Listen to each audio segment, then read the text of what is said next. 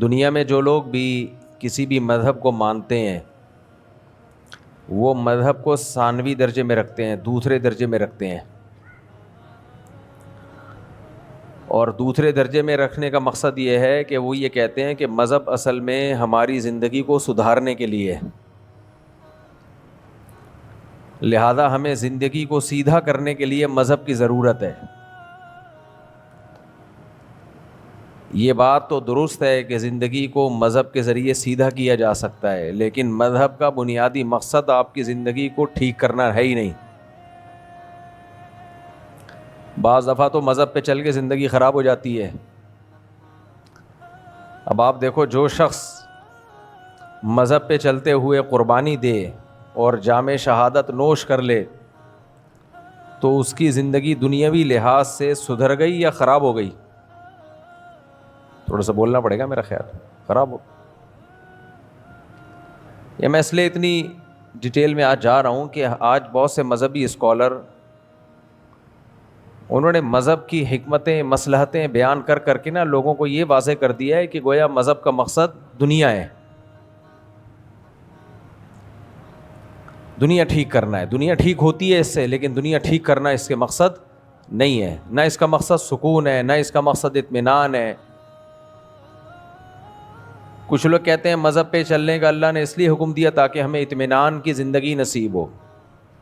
مذہب پہ چلنے سے اطمینان کی زندگی ضرور نصیب ہوتی ہے، لیکن مذہب پہ چلنے کا حکم اس لیے نہیں دیا گیا۔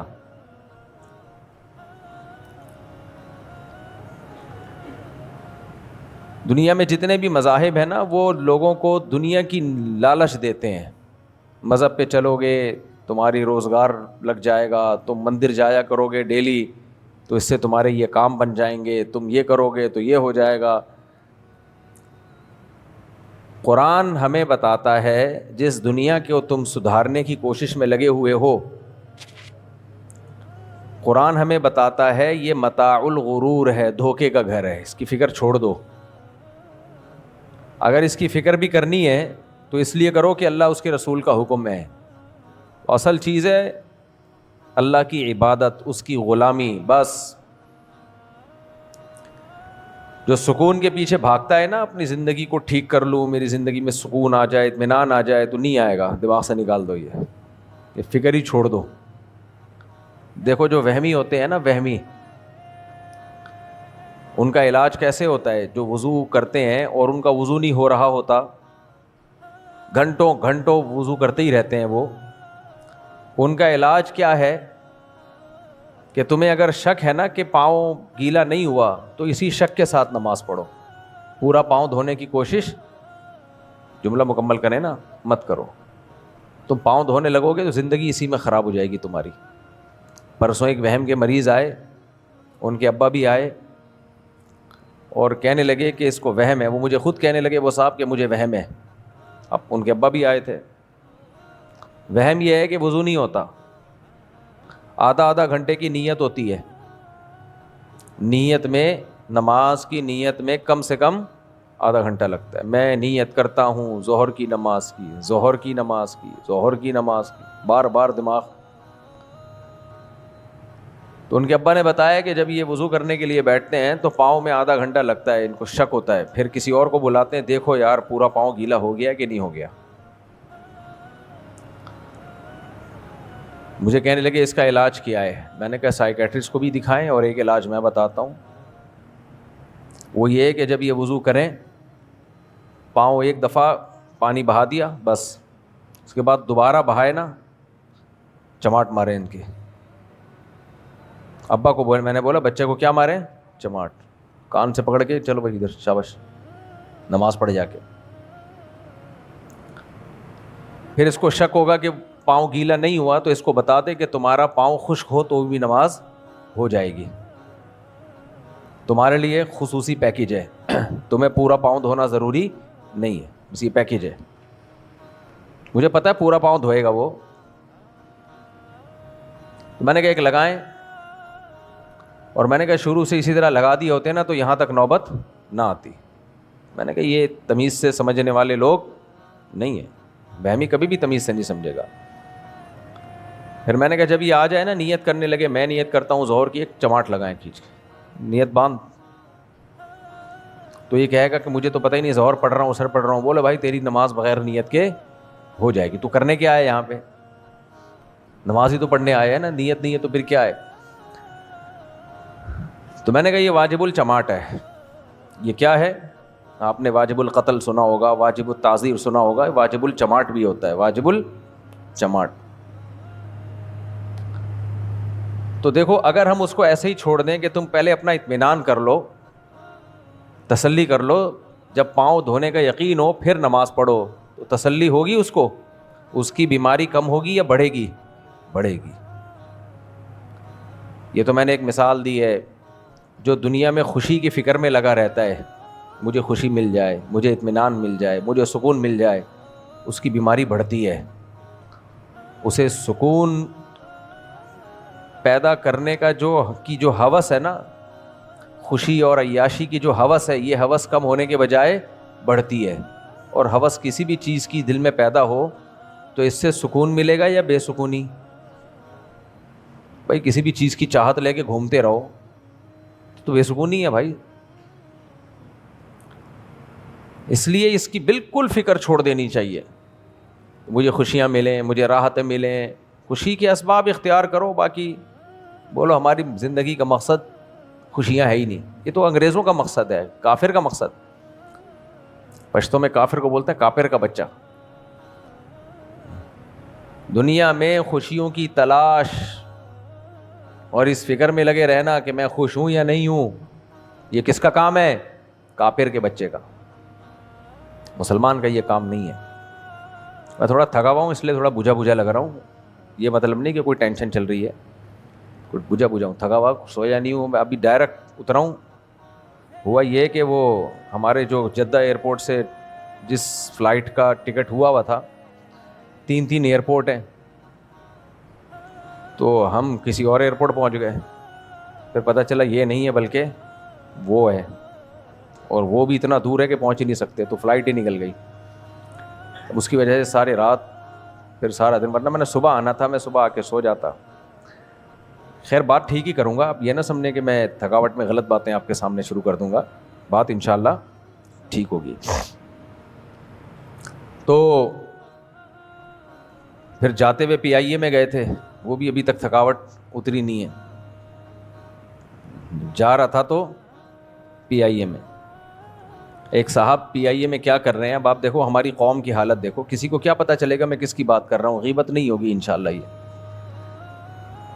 دیکھو نبی صلی اللہ علیہ وسلم نے فرمایا, جو شخص راستے سے تکلیف دہ چیز نہ اٹھائے نا, حالانکہ پھینکی اس نے نہیں ہے, پھینکی کسی اور نے ہے, لیکن اس نے دیکھ لی اور راستے سے یہ تکلیف دہ چیز نہ اٹھائے, تو ایمان کے آخری حصے پہ بھی نہیں ہے.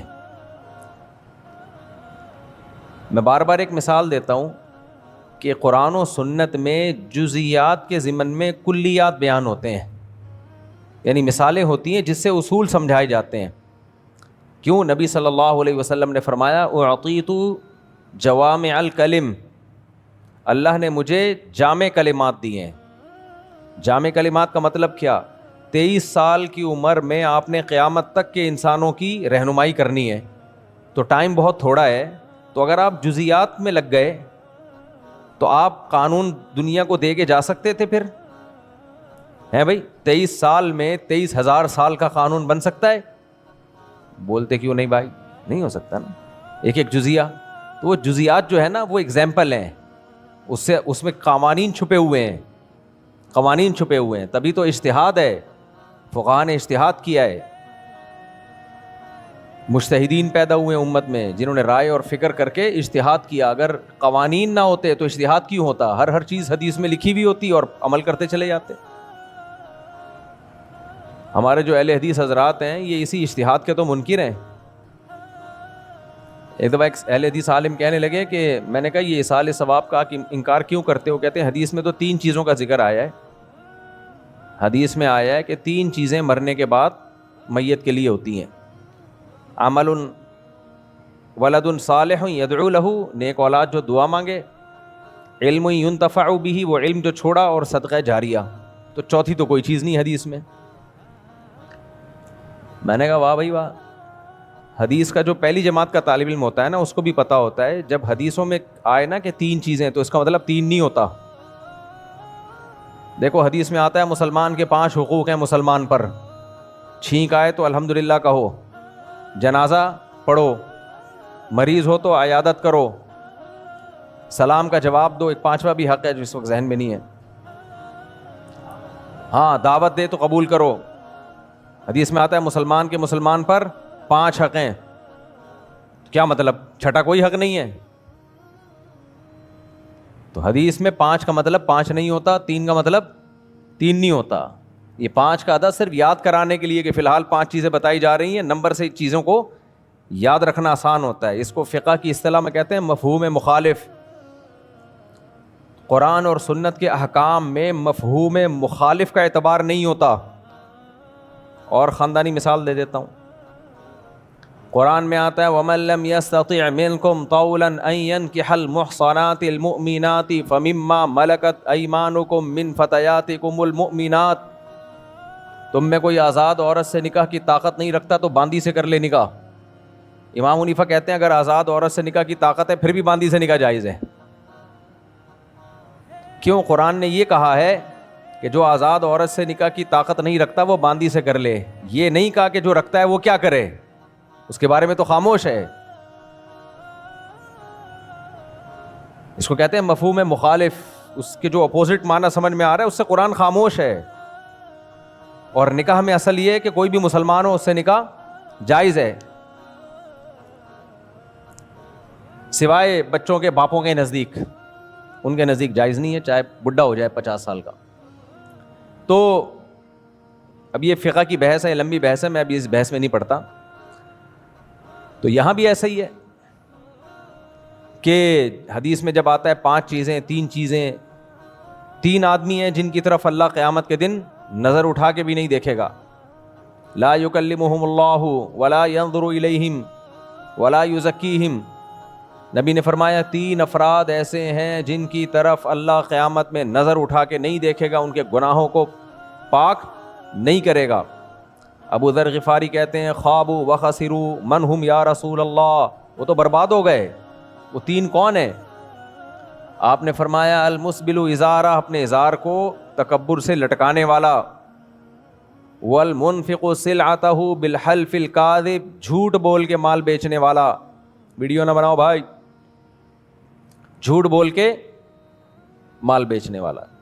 اور تیسرا المنان, احسان کر کے جتلانے والا, کہ مدد کر لی اب ہر محفل میں اس کو ذلیل کر رہا ہے. تیری شادی میں نے کرائی تھی,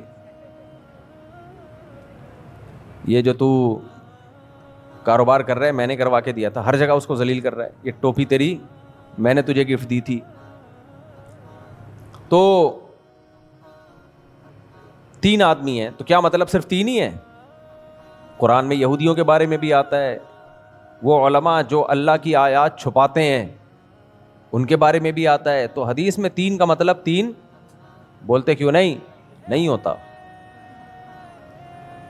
تو اسی طرح کیوں نہیں, اس لیے نہیں ہوتا کہ مقصد. ہاں اور ایک مثال دے دیتا ہوں. نبی صلی اللہ علیہ وسلم نے فرمایا الا کل لہو باطل, ہر کھیل باطل ہے, سب کھیل ناجائز ہیں. الا ثلاث, مگر صرف 3. یہاں تو الا کے ساتھ ہے صرف, پھر بھی حدیث کے صرف کا مطلب صرف نہیں ہے. اس لیے اہل حدیث حضرات سے ہم یہ کہتے ہیں کہ آپ کوئی فقہ مدون کرو, آپ قرآن و سنت کی اصولوں سے مسائل اخذ کرتے ہو, کوئی ریٹن کتاب ہو. 4 فقہ ہیں تو 5واں بھی ہم مان لیں گے نا. وہ جواب میں کہتے ہیں نہیں ہم قرآن و حدیث کو مانتے ہیں. بھائی یہ بات کر کے ٹہلایا نہ کرو. قرآن حدیث کو تو ابو حنیفہ بھی مانتے تھے, وہ تورات انجیل پہ تھوڑی نکالے انہوں نے مسائل. امام شافعی کے جو مسائل ہیں زبور سے نکالے انہوں نے. کیا ہو گیا بھائی صاحب؟ امام احمد ابن حنبل نے فضائل اعمال سے نکالے. یہ بیکار قسم کی بات ہے. قرآن و حدیث سے سب نے قرآن و حدیث سے نکالے. آپ بولتے ہو ہم بھی نکالتے, تو نکال کے لکھ لے ہو نا, ریٹن فارم میں لے آؤ. کتاب الوضو سے لے کے کتاب الحدود, کتاب التعزیر, وراثت کے مسائل, نماز کے مسائل, سارا ایک فقہ ہو جائے گا. ہم کہیں گے چلو یار اس کو بھی, یہ بھی ٹھیک ہے, قرآن و حدیث سے ہی نکالا ہے نا. یہ نہیں ہو سکتا کہ انڈیویجولی ایک مولوی صاحب کا کوئی اجتہاد کچھ اور ہے, ادھر سے مولوی صاحب قرآن حدیث سے کچھ اور, وہاں سے مولوی صاحب قرآن حدیث سے کچھ اور. یہ تو امت کا بیڑا غرق ہو گیا ہے. ہوگا کیا؟ ہر شاخ پہ الو بیٹھا ہے, انجام گلستان کیا ہوگا. پہلے زمانے میں بھی کچھ ہوتے تھے جو تقلید نہیں کرتے تھے, بڑے لیول کے علماء ہوتے تھے, وہ ایک آدھ ہوتے تھے. علامہ شوکانی گزرے ہیں, نیل الاوطار کے مؤلف, نواب صدیق حسن خان گزرے ہیں ہندوستان میں, ایک آدھ ہوتے تھے ہر زمانے میں. وہ کہتے ہیں ہمارا کوئی فقہ نہیں ہے, چلو بھائی ٹھیک ہے. لیکن اگر ہر آدمی قرآن و حدیث کے نام پہ مجتہد بن جائے, میری رائے میری رائے میری رائے, تو پھر وہی ہوگا جو اقبال نے کہا ہے, ہر شاخ پہ الو بیٹھا ہے, انجام گلستان کیا ہوگا. میرا عدالتی خلا پہ بیان آیا تھا نا, عدالتی خلا پہ کتنا مدلل بیان کیا تھا.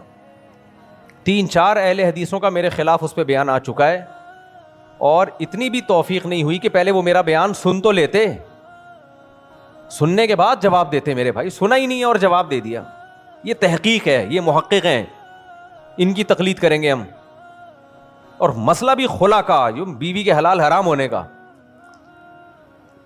تو کسی نے نیچے کمنٹ کیے ہوئے تھے, مفتی صاحب کا بیان تو سن لو بھائی, یہ سارے دلائل کا جواب دے چکے ہیں مفتی صاحب. ایک اہل حدیث عالم نے تو ریکارڈ کروایا کہ جی فقہ حنفی میں یہ ہوتا ہے کہ شوہر کی مرضی کے بغیر خلا نہیں ہوتا, لیکن فقہ حنبلی میں ہو جاتا ہے. تو ہم تو فقہ حنفی کے پابند نہیں ہے, فقہ حنبلی میں تو ہو جاتا ہے. پھر عربی عبارت کا ترجمہ کیا, وہ میں نے ترجمہ دیکھا, وہ ترجمہ ہی غلط کیا ہوا تھا. حالانکہ میں ان کو بڑا ذی استعداد آدمی سمجھتا تھا, میں نام لے سکتا ہوں, لیکن میرا مقصد کسی کی عزت اچھالنا نہیں ہے. اس سے پتہ چلتا ہے میرے بھائی, یہ تحقیق تو دور کی بات, آپ کتابوں کے ترجمے تک تو آپ کو آتے نہیں ہیں. ایک اور اہل حدیث عالم ہے, انہوں نے اتنا میرے خلاف بولا کہ یہ خلا پہ جو ہے نا, انہوں نے تو یہاں تک بول دیا یہ اہل سنت والجماعت سے خارج ہے. اس بیس پہ بول دیا کہ یہ کورٹ کے فیصلے کو نہیں مانتا, عدالت کے فیصلے کو. عدالت کا وہ فیصلہ جس میں اختلاف کی گنجائش ہی نہ ہو, اجماع امت کے خلاف ہو, وہ فیصلہ کالعدم ہوتا ہے. عدالت کوئی شریعت تھوڑی ہے کہ وہ چینج کر دے جا کے. کامن سینس کی بات ہے. مجھے ایک بات بتاؤ, اہل حدیثوں سے میں کہتا ہوں کہ کامن سینس بھی کوئی چیز ہوتی ہے. بیوی زید کی ہے اور اس کو طلاق کون دے رہا ہے؟ ہائی کورٹ کا جج. ویسے ہی بغیرتی سے ڈوب کے مر جانا چاہیے یار. سنتے ہی سعودیہ سے لیتے ہیں یہ لوگ مسائل, سعودی عرب سے. سعودی عرب میں کچھ سلفی علماء نے گنجائشیں دیں بہت زیادہ, حالانکہ حدیث میں نہیں ملتی وہ گنجائشیں, لیکن اتنی انہوں نے بھی نہیں دی. وہاں سے انہوں نے اڈاپٹ کیا, قرآن و سنت میں تو ملا نہیں, اور اس میں بھی پھر کچھ مزید مسالہ لگا کے اور ایڈوانس کر دیا اس کو. اپنے مولویوں کے فتوی ہی دیکھ لیتے پرانے اہل حدیثوں کے, انہوں نے بھی لکھا ہے کہ یہ خلا یک طرفہ نہیں ہوتا, یہ میاں بیوی دونوں کے ایگریمنٹ سے ہوتا ہے, یہ ایگریمنٹ ہے.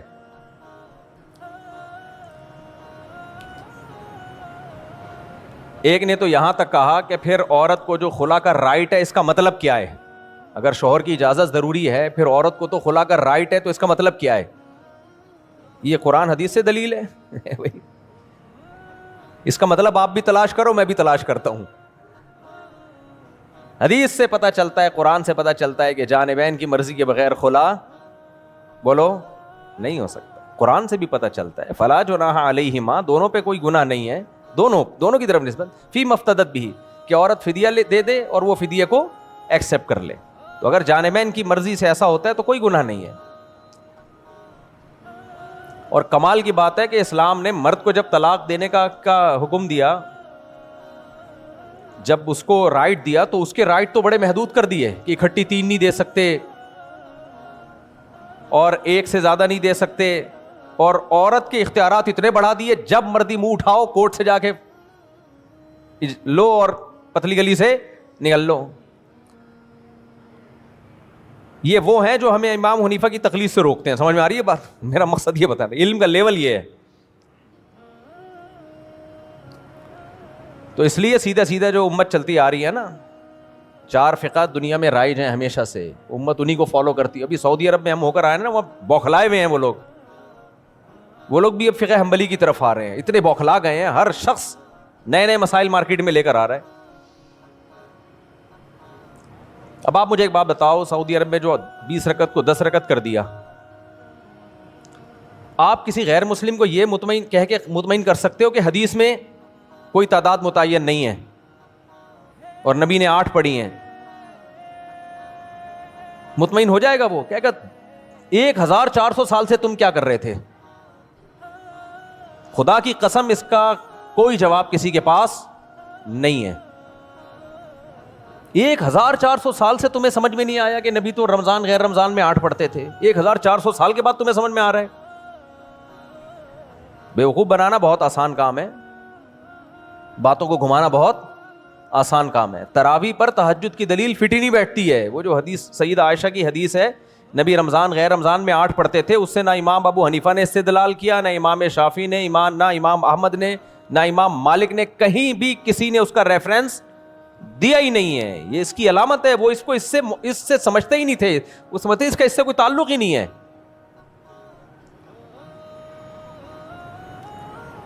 ان کا ریفرنس حضرت عمر کا وہ عمل تھا.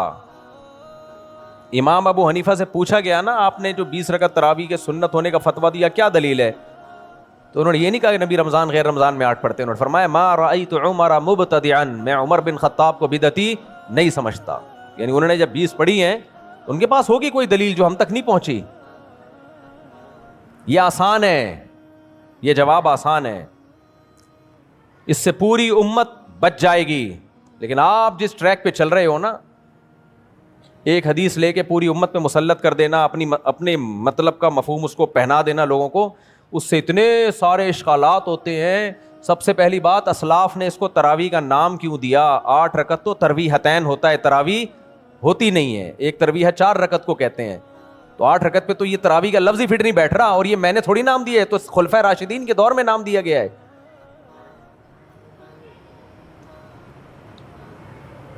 تو کہتے ہیں تہجد ہے, جماعت سے جتنی چاہے پڑھ لو, تو پھر رمضان کے بعد بھی پڑھ لو.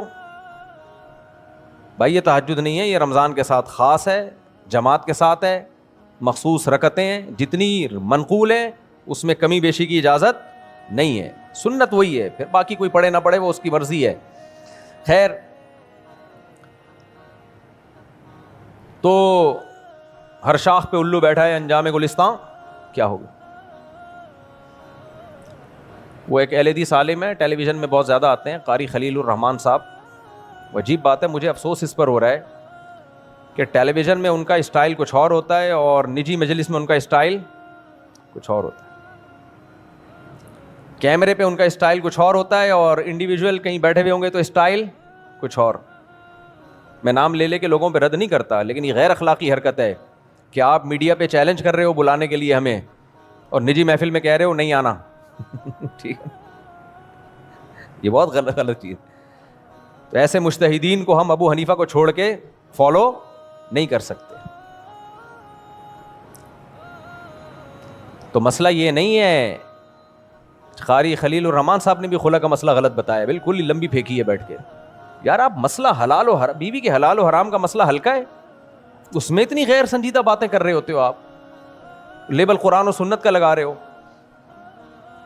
3 طلاق کے مسئلے پر محترم نے حدیث سنائی کہ نبی صلی اللہ علیہ وسلم کے دور میں ایک مجلس کی 3 طلاقیں ایک ہوتی تھیں. حدیث میں آتا ہے, کاش میں سامنے بیٹھا ہوتا, میں پکڑ لیتا یہ ایک مجلس کی. کہاں سے لگایا آپ نے یہ لفظ, کہاں سے نکالا آپ؟ صحیح مسلم میں آتا ہے کہ نبی کے دور میں 3 طلاقیں ایک ہوتی تھیں, حضرت عمر نے اس کو 3 نافذ کیا. بالکل ایسی حدیث متا کے بارے میں بھی ہے. جابر بن عبداللہ کہتے ہیں نبی کے دور میں, ابو بکر عمر کے دور میں متا کیا کرتے تھے, حضرت عمر نے اس پہ پابندی لگائی. تو کیا متا حلال ہے؟ بھائی بہت سے لوگوں کو متا کے حرام ہونے کا علم نہیں تھا, اس لیے وہ کرتے رہے. حضرت عمر نے جو پابندی لگائی اور سارے صحابہ نے ایکسیپٹ کیا, یہ اسی لیے کیا کہ وہ جانتے تھے کہ یہ پابندی نبی کے دور میں لگ چکی ہے. ایسے ہی 3 طلاقیں نبی کے دور میں ایک سمجھی جاتی تھیں کا مطلب یہ نہیں کہ نبی بھی ایک سمجھتے تھے. زمانہ جاہلیت میں جیسے متا حلال تھا تو 3 طلاق کو بھی ایک سمجھا جاتا تھا. یہ عبداللہ بن عباس سے, حضرت عائشہ سے, یہ صحیح سند سے یہ حدیثیں مروی ہیں. تو حضرت عمر نے جب پابندی لگائی ہے تو وہی حکم جو قرآن نازل کر چکا تھا, طلاق مرتان, 2 طلاقوں کے بعد رجوع کا حق ہے, تیسری کے بعد رجوع کا حق نہیں ہے. جبکہ زمانے جاہلیت میں تیسری کے بعد بھی رجوع کا حق سمجھا جاتا تھا. تبھی تو سارے صحابہ نے اس حکم کو ایکسیپٹ کیا حضرت عمر کے. آپ کہہ سکتے ہو حضرت عمر کے ڈنڈے کا خوف تھا اس لیے مان لیا انہوں نے. اہل حدیث اس کے 3 جواب دیتے ہیں. کہتے ہیں حضرت عمر کا یہ سیاسی فیصلہ تھا کہ انہوں نے دیکھا جب طلاقیں بہت ہو رہی ہیں تو گورنمنٹ کو یہ رائٹ ہے کہ وہ سیاستاً کچھ تبدیلیاں کر سکتی ہے, تو سیاسی طور پہ اس کو ایک نافذ کیا گیا تاکہ لوگ طلاق سے رکیں. میں اہل حدیث علماء سے پوچھتا ہوں, مجھے ایک بات بتاؤ, یہ سیاست ہے یا دین میں تحریف ہے؟ دیکھو جمشید نے اللہ نہ کرے اپنی بیوی کو 3 طلاقیں دیں, قرآن و سنت کے مطابق تو وہ طلاق نہیں ہوئی, سیاسی قانون کے مطابق یعنی سیاست میں حضرت عمر نے ان کی بیوی کو حرام کر دیا جمشید کے اوپر, حالانکہ قرآن کی روشنی میں کیا تھی؟ حلال. اور یہ اب کہیں اور شادی کر رہی ہے جس سے شادی اس کے لیے حرام تھی, اور حضرت عمر نے کہیں اور شادی اس کے لیے حلال کر دی. اگر یہ تحریف نہیں ہے تو پھر تحریف کی ڈیفینیشن کیا ہے؟ کسی بات کا ان لوگوں کے پاس کوئی جواب نہیں ہے. اہل حدیثوں کے پاس بیٹھے میں دھڑا دھڑ جو ہے وہ بیویوں کو حلال کرنے کے لیے. کس قدر جرت اور دلیری سے میں حیران ہوتا ہوں یار, کوئی اشکال پوچھا جائے اس کا جواب نہیں دیتے. یہ زبان سے 3 طلاقیں نکال دی, ختم. قرآن حلال نہیں کرتا, نبی حلال نہیں کرتے, اجماع صحابہ حلال نہیں کرتا, سارے صحابہ کا فتویٰ ہے. لیکن آپ دیکھ لو بیٹھے ہوئے ہیں, فوراً حلالے پہ آ جائیں گے ڈائریکٹ. حلالے سے تو بہتر ہے, کہ قرآن کو نہیں پتا تھا کہ حلالے سے بہتر ہے کہ 3 کو 1 کہہ دے. وہ پہلا سوال میرا ان حضرات سے, اس پہ کلپ بنا کے چلا دینا, آج میں تھکا ہوا ہوں, ذرا صحیح باتیں کر رہا ہوں. تھکا ہوا ہوتا ہوں نا تو بعض دفعہ صحیح باتیں بھی ہو جاتی. پہلی بات جو یہ کہا کرے نا اہل حدیث حضرت عمر کا یہ سیاسی فیصلہ تھا, سے بولو یہ بتاؤ یہ سیاست ہے یا تحریف ہے دین میں؟ قرآن بار بار کہہ رہا ہے لیما تحرم ما احل اللہ لکا, جس چیز کو اللہ نے حلال کیا اس کو کیوں حرام کر رہے ہو؟ یہ شہد کے بارے میں ہے کہ نبی نے قسم کھا کے شہد حرام کر دیا تھا, حالانکہ وہ ہمیشہ کے لیے حرام نہیں ہوا تھا. اور یہاں بیوی جو جس کی حیثیت شہد سے زیادہ ہے وہ ہمیشہ کے لیے حرام ہو رہی ہے حضرت عمر کے فتوے پہ. اور کمال کی بات ہے وہ صحابہ جو حضرت عمر کے ایک جوڑے پہ اعتراض کر رہے ہیں کہ یہ جوڑا آپ کے پاس اتنا لمبا کہاں سے آ گیا, مال غنیمت میں تو اتنی بڑی قمیض کسی کو ملی نہیں ہے, وہ صحابہ اپنی بیویوں کو حرام کر دیا انہوں نے حضرت عمر کے کہنے پہ. حضرت عمر نے حضرت حذیفہ سے کہا کہ یہودی عورت سے نکاح مت کریں, صحابی رسول تھے, انہوں نے فرمایا کہ اگر حرام ہے تو نہیں کروں گا, اور اگر اللہ نے حلال کیا ہے تو پھر کروں گا میں, اور کیا انہوں نے نکاح. سمجھ میں آ رہی ہے بات؟ حضرت عمر نے فرمایا میں حرام نہیں کر رہا, اس سے نکاح میں نقصان ہے, کوئی فاسق فاجر نہ ہو. تو لوگ فاسق عورتوں سے نکاح شروع کریے, ایسے مشورہ دیا جاتا ہے. تو مشورے کی حد تک تو بہت کچھ ٹھیک ہے بھائی, قانون سازی میں حلال و حرام نہیں کیا جاتا. شیعہ لوگ یہی تو کہتے ہیں حضرت عمر نے قانون بنایا 3 طلاق کو 3 کرنے کا, لہذا وہ 3 کو 1 بھی نہیں مانتے. شیعوں والے کام کرو تو بھی ٹھیک ہے بھائی, انہوں نے تو اپنا ہی فلسفہ بنایا ہے طلاق کا, گواہ بھی ہونا ضروری ہے, حالانکہ کہیں بھی نہیں ہے قرآن میں کہ طلاق پہ گواہ ہونا ضروری ہے. تو یہ دور علم کا نہیں ہے, یہ جہالت کا دور ہے, اور اس جہالت پہ لیبل کس کا لگایا جاتا ہے؟ قرآن اور سنت. تو پہلا اشکال یہ کہتے ہیں ایکچولی وہ حضرت عمر کا سیاسی فیصلہ تھا. تو آپ نے کیا جواب دینا ہے؟ سیاست میں بیویاں حلال, کسی کی بیوی اس پہ حرام, میرے بھائی بولو نا, نہیں ہوتی. نمبر 2 کہتے ہیں صحابہ نے ڈر سے, بس ان کا خوف تھا اور سیاست تھی, سارے صحابہ نے, کوئی ایک صحابی سے ضعیف حدیث بھی نہیں ملتی جنہوں نے رخصتی کے بعد اکٹھی 3 طلاق کو 1 کہا ہو, ضعیف بھی نہیں ملتی, صحیح تو دور کی بات ہے. تو وہ کہتے ہیں وہ صحابہ مان گئے بس مجبوری میں. صحابہ مجبوری میں اتنا بڑا فیصلہ نہیں مانتے, وہ تو اشکال کرتے تھے. حضرت عمر کا پہلا خطبہ ہی یہ تھا کہ جب تک سیدھا چلوں ماننا, جہاں قرآن و سنت سے ہٹوں سیدھا کر دینا مجھے. ایک صاحب نے کھڑے ہو کر کہا نا کہ آپ کو سیدھا کر دیں گے, حضرت عمر نے دعائیں دی اس کو. حضرت عمر نے قانون بنایا کہ 400 درہم سے زیادہ مہر نہیں ہوگا. یہ بالکل سیاسی فیصلہ تھا اس میں, کیونکہ قرآن نے مہر کی کوئی مقدار متعین نہیں کی ہے. اگر گورنمنٹ یہ سمجھتی ہے کہ اتنا زیادہ مہر لڑکی والے رکھ رہے ہیں کہ لڑکیوں کی عمریں نکل رہی ہیں, اس پہ غور کیا جا سکتا ہے کہ کچھ متعین مقدار کر دی جائے. یہ سیاسی فیصلہ تھا. لیکن ایک عورت نے کہا کہ قرآن کہتا ہے ان آتیتم احداہن قنطارا فلا تاخذوا منہ شیئا, سونے کا پہاڑ بھی مہر میں دیا ہو واپس مت لو. تو اللہ تو سونے کے پہاڑ کا تذکرہ کر رہے ہیں, آپ کیسے مہر کی مقدار متعین کر رہے ہیں؟ حضرت عمر جواب دے سکتے تھے کہ اللہ نے یہ تو نہیں کہا کہ سونے کا پہاڑ دو, وہ تو ایک مثال دی ہے کہ اگر سونے کا پہاڑ بھی مہر میں ہے تو طلاق کے بعد وہ واپس نہیں لیا جا سکتا. لیکن اس کے باوجود حضرت عمر اپنی بات سے پیچھے ہٹ گئے اور فرمایا اخطأ رجل واصابت امرأۃ, عورت نے درست کہا اور مرد سے غلطی ہو گئی. نہیں آئی میرا خیال ہے بات. حضرت عمر کے بارے میں بخاری میں ہے کان وقافا عند کتاب اللہ, قرآن کی جیسے ہی آیت سامنے آتی رک جاتے تھے, بس ریورس پیچھے ہو جاتے تھے اللہ کی آیت سن کے. تو کیا ان کے سامنے یہ آیتیں نہیں تھی الطلاق مرتان, جس کا اہل حدیث لوگ اپنی طرف سے ترجمہ کرتے ہیں کہ طلاقیں 2 مہینے میں 2 مرتبہ ہیں. کہاں سے 2 مہینے لگا دیے تم نے یار. فَإِن طَلَّقَهَا فَلَا تَحِلُّ لَهُ مِن بَعْدُ, قرآن کہہ رہے تیسری طلاق دے دی بیوی حلال نہیں ہے. قرآن نے تو نہیں بتایا کہ اسی وقت دی یا اگلے مہینے میں دی, یہ تو کوئی قید نہیں ہے قرآن میں. کہہ رہی نہیں مرتان مرتبہ ہے نا, مرتبہ کا مطلب ایک مرتبہ پھر دوسری مرتبہ. حدیث میں آتا ہے, بخاری کی حدیث ہے, جو 33 مرتبہ سبحان اللہ کہتا ہے نماز کے بعد, تو کیا مطلب 33 مہینوں میں 33 مرتبہ سبحان اللہ کہے گا وہ. اس لیے بیچارے اللہ معاف فرمائے, بس ان کا ہوگا کیا آخرت میں. سعودیوں کو فالو کرنے کا نتیجہ یہ, یا تو تم اپنا امام اللہ رسول کو بولتے ہو, فتوے تم وہاں سے لے کر آتے ہو. سعودی عرب میں بھی ہر طرح کے علماء ہیں, میجورٹی ان کی ٹھیک ہے, فقہ حنبلی کو فالو کرتی ہے, لیکن آج کل سکہ چل ان کا رہا ہے جو جمہور امت سے ہٹے ہوئے ہیں. یہ تو گورنمنٹ کا کام ہوتا ہے نا, کس کو آگے لے آئے کس کو پیچھے لے آئے. تو اس لیے زبانوں پہ کنٹرول کیا کرو بھائی. وہ میں اس ٹاپک کو جلدی مکمل کر کے پھر آگے چلوں.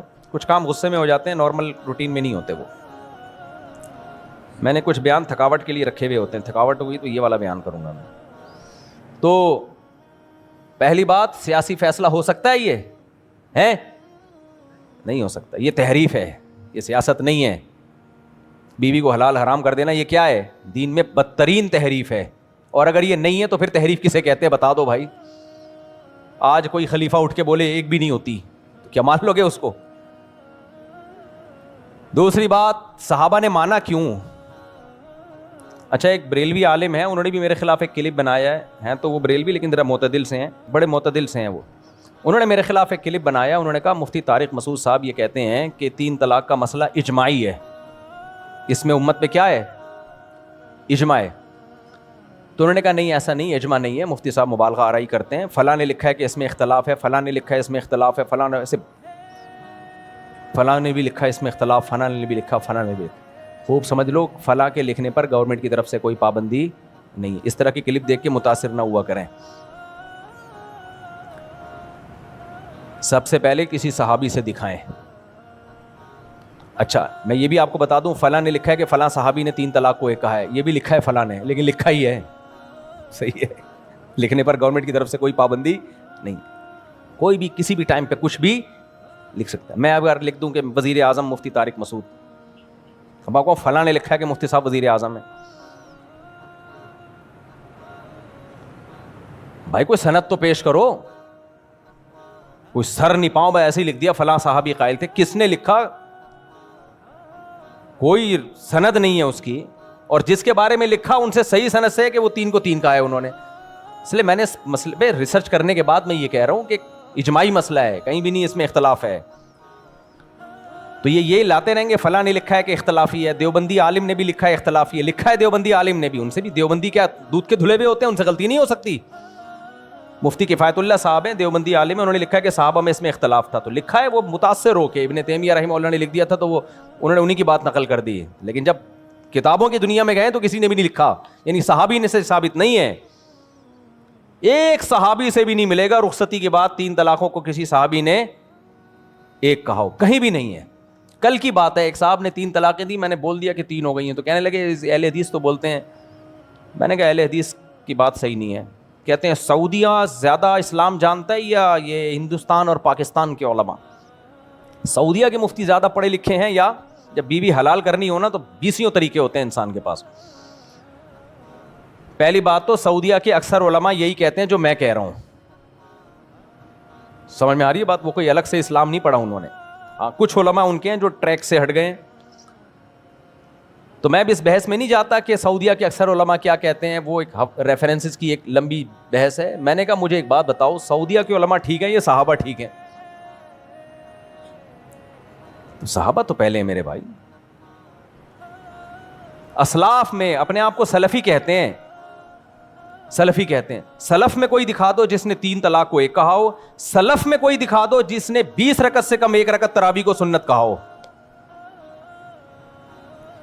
کام سارے سلف کے خلاف کرنے. سلف میں کوئی دکھا دو جس نے اس خلا کو معتبر مانا ہو جو یک طرفہ خلا ہے. اسلاف کو ہم فالو کرتے ہیں بھائی, ائمہ کرام نے فالو کیا اسلاف کو. نام رکھنے سے کچھ نہیں ہوتا, کام دیکھو کام. نام تو اہل سنت والجماعت کتنے مشہور ہیں ہمارے یہاں, نہ سنت اور نہ اہل سنت والجماعت کا مطلب پتہ ہے کیا ہے؟ سنت کو فالو کرے, بدعت سے دور, اور جماعت سے مراد صحابہ کو. تو آپ اپنا نام اہل سنت والجماعت نہ رکھیں لیکن سنت کو فالو کریں اور صحابہ کی جماعت کو مانیں تو آپ اہل سنت والجماعت ہیں. لیکن ہمارے یہاں جو نہ سنت کو فالو کرے نہ صحابہ کو مانے. صحابہ حلوے مانڈے کرتے تھے, بولتے کیوں نہیں ہو دیگیں. کس صحابی نے ربیع الاول کے موقع پر حلوے کی دیگ پکائی؟ کوئی ایک صحابی ضعیف روایت میں دکھا دو جنہوں نے ربیع الاول میں بتیاں لگائی ہوں, تمبو لگائے ہوں, حلوے کھائے ہوں, حلیم کی دیگ پکائی ہو, سبیل لگائی ہو, ماتم کیا ہو؟ کوئی ایک ہے صحابی؟ میں ایسے صحابہ آپ کو دکھا سکتا ہوں پوری زندگی روزے رکھے. ایک صحابی نے نبی سے عرض کیا, یا رسول اللہ میں پوری زندگی روزے رکھنا چاہتا ہوں. آپ نے فرمایا کم کرو. پہلے فرمایا مہینے میں 3 روزے, انہوں نے کہا اس سے زیادہ کی طاقت ہے. پھر فرمایا اتنے روزے, فرمایا اس سے زیادہ کی طاقت. بالآخر انہوں نے منوا کے چھوڑا, ساری زندگی روزے رکھوں گا. بڑھاپے میں کہتے تھے کاش نبی کی رخصت پر عمل کر لیتا, بوڑھا ہو گیا اب نہیں رکھا جا رہا. یہ تھے صحابہ. دیگ اور صحابہ 180 ڈگری پہ تھے, یاد رکھو. نہیں آ رہی میرے خیال ہے بات؟ دیگ کا اسلام سے جہاں ڈھڑنگ ڈھڑنگ کی آوازیں آ رہی ہیں نا دیگوں کی, ڈھڑنگ ڈھڑنگ, میت پہ بھی یہی آوازیں آتی ہیں, ڈھڑنگ ڈھڑنگ. دیکھا دیگ کی اپنی ایک لک ہے بھائی. دیگ جو ہے نا, دیگ اس کا اپنا ایک سٹائل ہے. وہ دیگچی اور میں وہ مزہ نہیں ہے. دیگ کا آدھا مزہ تو ڈھکن میں ہے, حقیقت ہے. جو بھٹتی ہے نا وہ دیگوں کا اسلام سے کوئی تعلق, نہ محرم کی دیگوں کا نہ ربیع الاول کی دیگوں کا. تو ہم سوچ رہے ہیں جو اعتکاف میں دعوتیں ہو رہی ہیں اس پہ بھی پابندی لگائیں. ابھی جو اعتکاف گزرا ہے نا, بھوکا رہنا سیکھو میرے بھائی. سنت بھوکا رہنا ہے, دیگیں پھوڑنا بولو نہیں ہے سنت. نبی نے روزے رکھے ہیں, ترغیبات دی ہیں. روزے سے انسان کی قوت ارادی بڑھتی ہے, شہوت ٹوٹتی ہے روزے سے, روحانی قوت بڑھتی ہے, کانفیڈنس بڑھتا ہے, خواہشات کو کنٹرول کرنا سیکھتا ہے. ایسی نورانیت, ایسی روحانیت اللہ نے روزے میں رکھی ہے. نبی نے فرمایا للصائم فرحتان, روزے دار کو 2 لذتیں ملتی ہیں. ایک تو آخرت میں اللہ دے گا. روزے داروں کے لیے اللہ نے جنت میں الگ دروازے بنائے ہوئے ہیں. دیکھو جب ہم ایئرپورٹ جاتے ہیں مختلف قسم کے لاؤنج ہوتے ہیں جس میں بیٹھنا پڑتا ہے. میں تو پہلے نہیں بیٹھتا تھا لیکن اب سیلفیوں کی وجہ سے جانا پڑتا ہے. غریبوں کے لاؤنج الگ ہوتے ہیں, اس سے اوپر والے لاؤنج الگ ہوتے ہیں, الگ الگ دروازے ہوتے ہیں. وی آئی پی, وی آئی پی.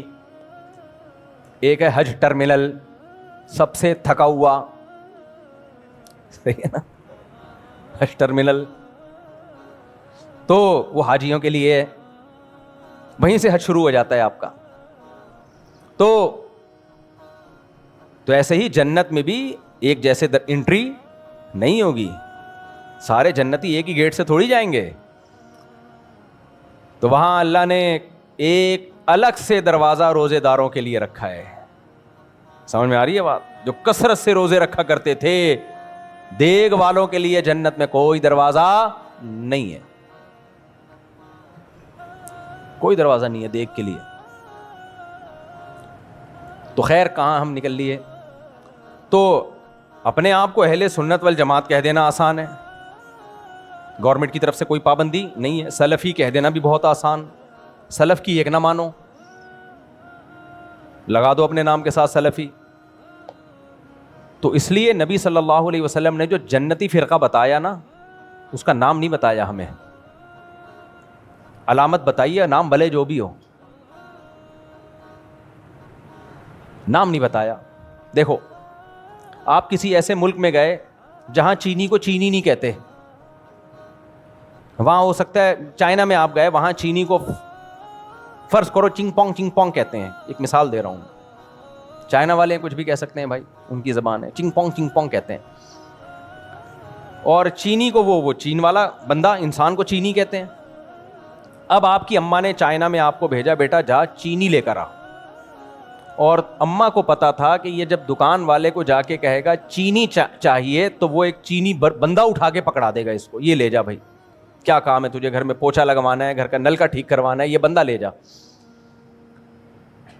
تو اماں نام بتائے گی یا علامت بتائے گی, اور اماں کو یہ نہیں پتا چینی زبان میں چینی کو کیا کہتے ہیں. تو اماں کہے گی بیٹا دکان پہ یہ نہیں کہنا کہ چینی چاہیے, وہ نہیں سمجھے گا. دکان پہ جا کے کہنا اس سے کہ وہ چیز چاہیے جس پہ مکھیاں بیٹھتی ہیں. ہمارے یہاں تو یہی علامت ہے چینی کی, ان ملکوں میں یہ علامت نہیں ہے. ہمارے یہاں جہاں مکھیاں بیٹھی ہوئی ہیں یا تو گوبر ہے یا کیا ہے, چینی ہے. آپ کو پتا ہے پاکستان سے کیڑے بہت ایکسپورٹ ہوتے ہیں, یہ مکھیاں جو کیڑے بناتی ہیں, کیونکہ ان ملکوں میں مکھیاں نہیں ہیں تو کیڑے ہی نہیں ہیں. خیر یہ بھی ایک بزنس ہے, کبھی موقع ملے تو کریں. تو اور گورے وہ کیڑے کھاتے بھی ہیں پروٹین کے لیے. شکر کرو اللہ نے مسلمان بنایا, خدا کی قسم اللہ کا بہت بڑا احسان ہے, اللہ نے مسلمان بنایا. ایسی پروٹین ہمیں بالکل بھی نہیں چاہیے. وہی میرے ایک سموسے پہ بیان چل رہا ہے, روزہ رکھ کے ایک آدھ سموسہ کھا لینے میں کوئی حرج نہیں ہے, تجربے کے بعد کہہ رہا ہوں. میں زیادہ فنٹر بننے کی کوشش کی تھی میں نے رمضان میں, روزے رکھ کے نا, میں نے کہا سموسہ چھوڑوں گا, ہائیجینک ڈائٹ ہونی چاہیے وغیرہ وغیرہ. وہ ایک یوٹیوب پہ دیکھا, پتہ نہیں ایک لوبیا اور فلانا, وہ مزہ ہی نہیں آیا. پھر ہم نے کہا یار ایک آدھ سموسہ کھا لینے میں کوئی حرج ہے نہیں, زیادہ زیادہ مر ہی جائیں گے نا.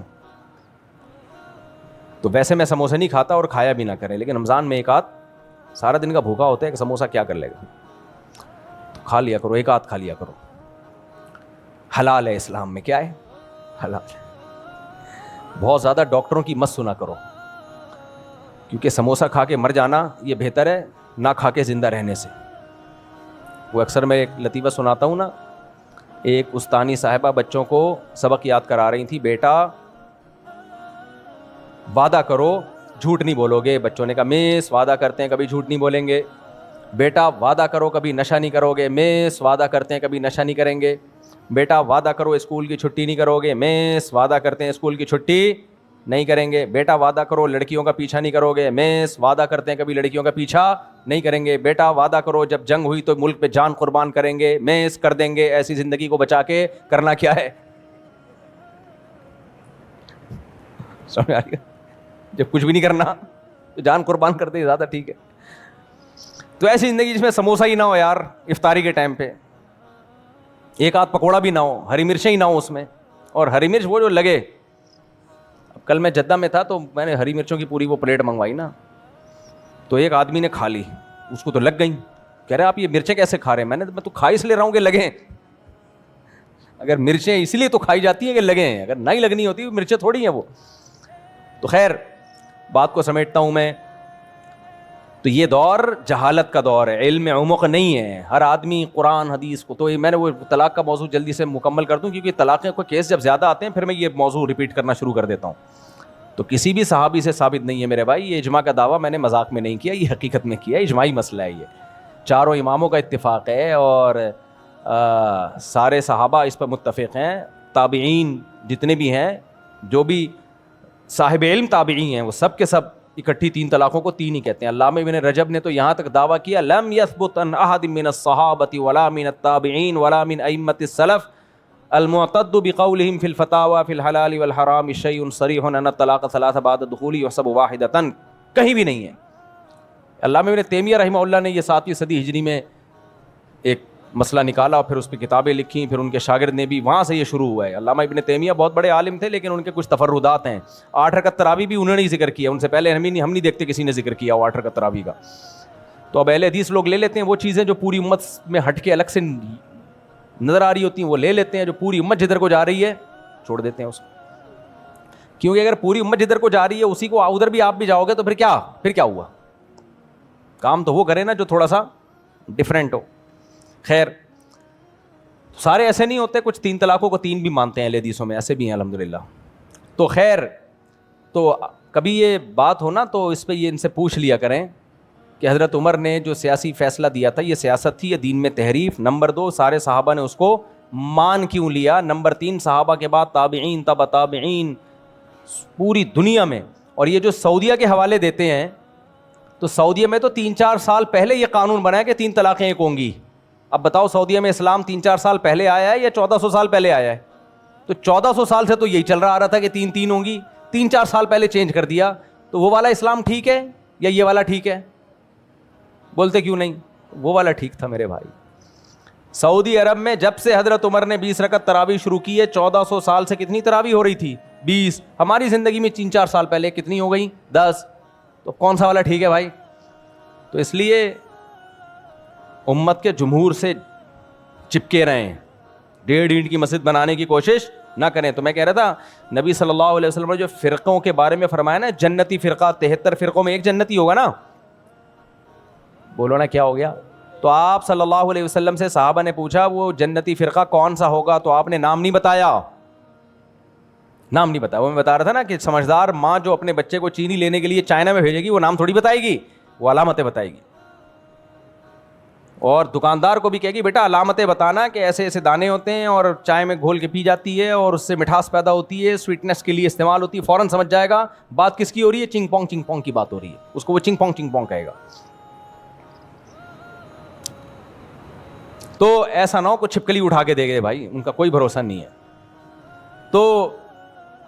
تو نبی نے 73 فرقوں کے بارے میں اگر آپ صلی اللہ علیہ وسلم یوں فرما دیتے کہ ان 73 میں جو ایک جنتی ہوگا اس کا نام دیوبندی ہوگا، تو سب فرقے اپنا نام کیا رکھتے؟ بولو دیوبندی. تو اس سے کنفیوژن ختم ہوتی یا بڑھ جاتی؟ بڑھ جاتی، پروگرام ہی بڑھ جاتا. اگر نبی بتا دے تو اس فرقے کا نام شیعہ ہوگا تو ہم سب شیعہ کہتے اپنے آپ کو. نبی بتا دیتے اس فرقے کا نام بریلوی ہوگا،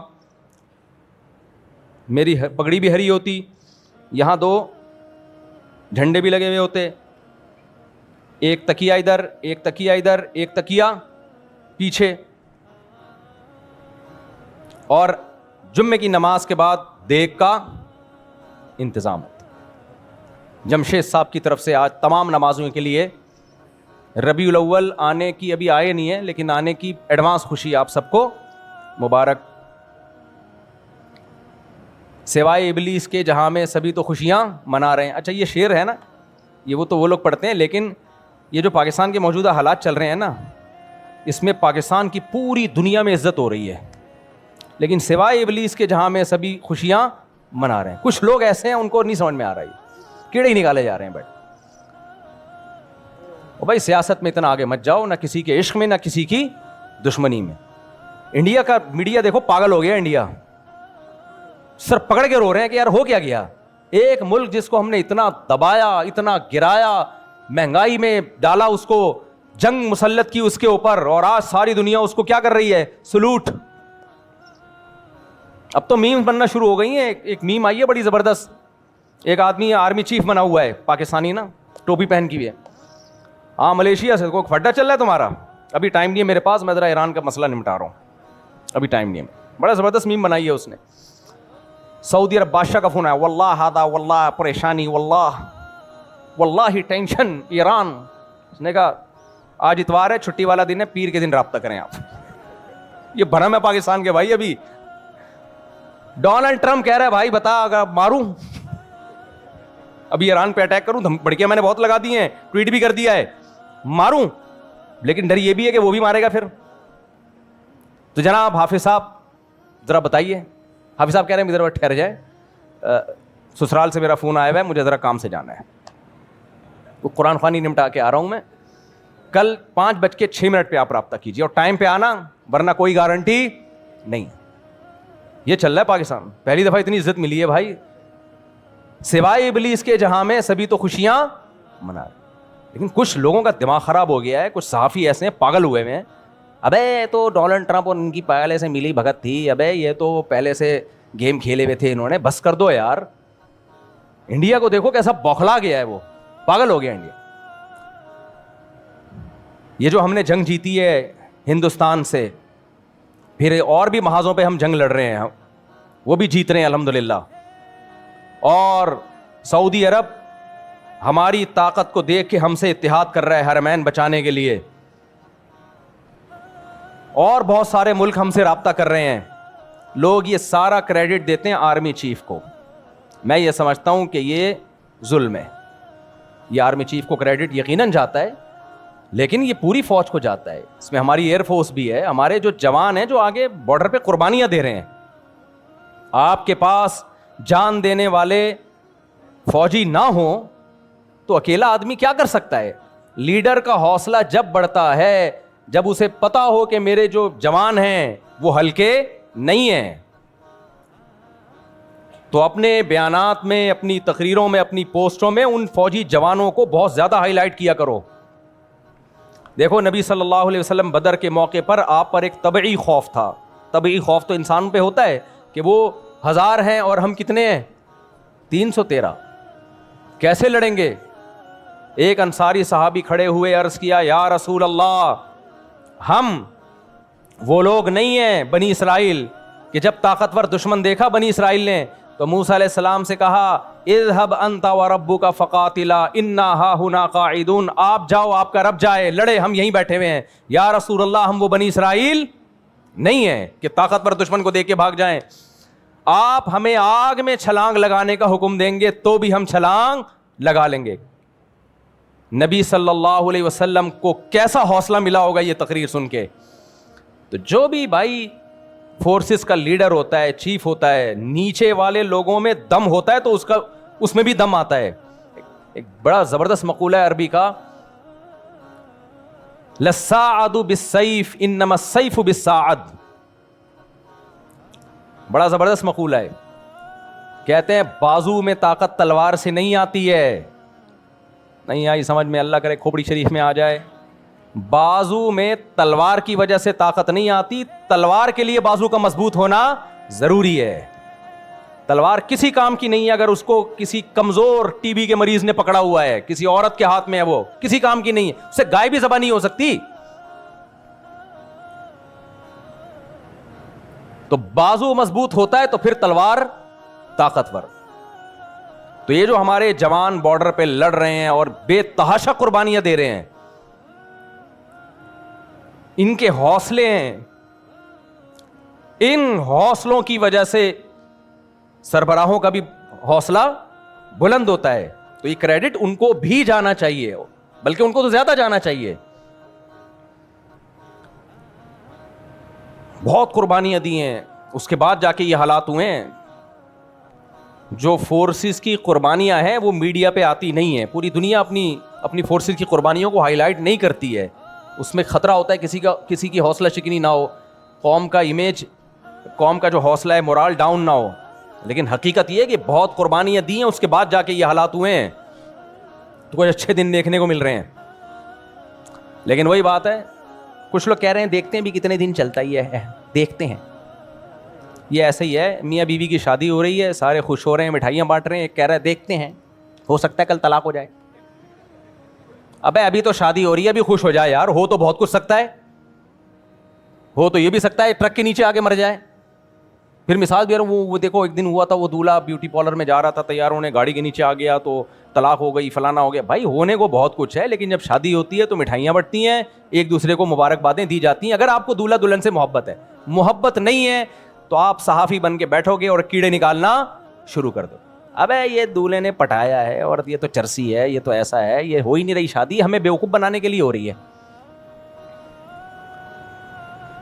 تو ایک اچھا کام ہو گیا میرے بھائی بڑے عرصے کے بعد دیکھنے کو. اور یہ جو جنگ ہوئی تھی نا انڈیا کے خلاف, خدا کی قسم یہ والی فتح اس فتح سے بھی بڑی فتح ہے جو ابھی ہوئی ہے. ابھی تو ہم 2 دن میں سعودی عرب میں رہا ہوں نا, وہ لوگ مان رہے ہیں, سعودی مان رہے ہیں یار زندہ باد پاکستان. ہمیں نہیں مان رہے کیونکہ ہماری حرکتیں ٹھیک نہیں ہو رہی ہیں.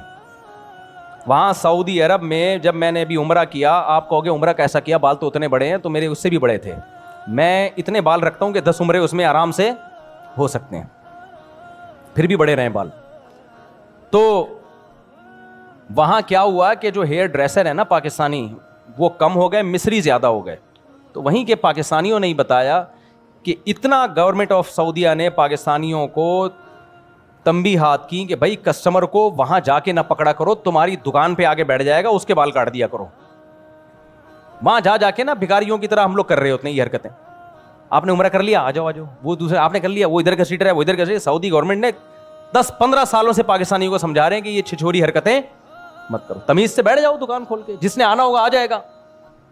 نہیں مانے تو اب وہ نکال رہے ہیں پاکستانیوں کو, مصریوں کو لا کے رکھ لیا, وہ بڑے ڈیسنٹ طریقے سے بیٹھے ہوئے ہوتے ہیں.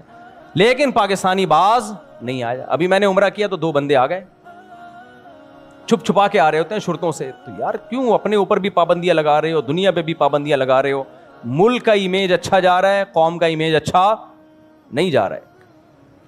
تو اخلاقیات بھی کوئی چیز ہوتی ہے نا, کسی ملک کے قوانین کو فالو کرنا چاہیے. بس بات کو میں سمیٹ کے ختم کر رہا ہوں.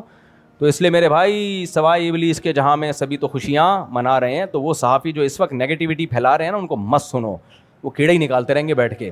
اور خدا نخواستہ یہ معاہدہ اگر ناکام ہو گیا تو اس میں پاکستان کا قصور نہیں ہے, پوری دنیا نے پاکستان کو ڈالا ہے بیچ میں. اور ہم اگر ایٹم بم نہ ہوتے نا تو ہمارا تو بیڑا غرق ہو چکا ہوتا.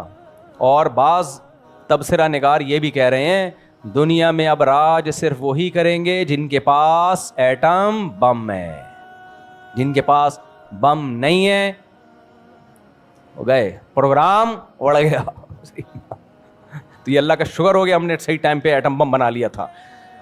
اللہ ڈاکٹر عبد القدیر خان کی مغفرت کرے, ان کے درجات کو بلند کرے. اور اس بم بنانے میں سعودی عرب نے بھی ہمارا بڑا ساتھ, بہت سارے لوگ انوالو ہیں اس میں, فوج بھی ہے, ISI بھی ہے, کچھ سیاسی لیڈر بھی ہیں, بہت سارے لوگوں کو یہ کریڈٹ جاتا ہے, بھٹو کو بھی جاتا ہے کریڈٹ.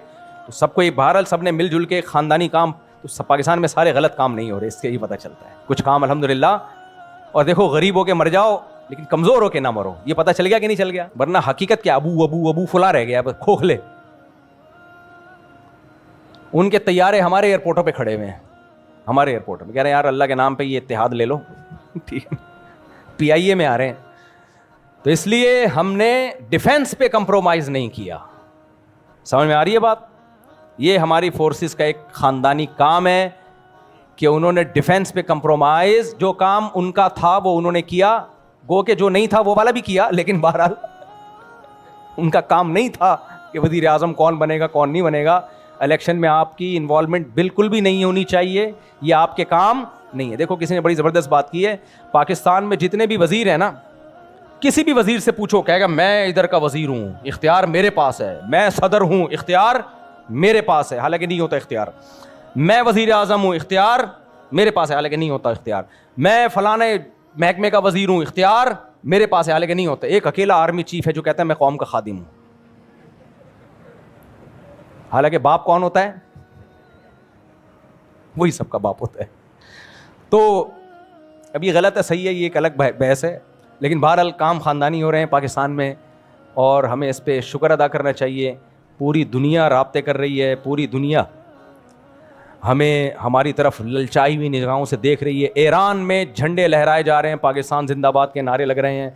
حضرت مفتی عبد الرحیم صاحب نے چند دن پہلے بیان دیا تھا کہ نوبل انعام جو ہے یہ جنرل عاصم منیر کو ملنا چاہیے. تو لوگوں نے بہت نیگیٹو کمنٹ کیے کہ یہ سرکاری پٹھو فلانے. اصل میں بات یہ ہے کہ اپنے ملک سے محبت کا جو بھی اس وقت دعویٰ کرے گا نا, تو اس کو لوگ درباری سرکاری ہی کہیں گے, کیونکہ کھوپڑی کیا ہو چکی ہے, خراب ہو چکی ہے. یار اگر ہمارے سربراہ کو نوبل انعام مل, اور ملنا چاہیے, ہم انڈیا کی اس سے زیادہ ٹھکائی لگائے سکتے تھے. ہم نے 2 گھنٹوں میں بس لگا کے بند کر دیا اس کو, ورنہ اور بھی مار سکتے تھے.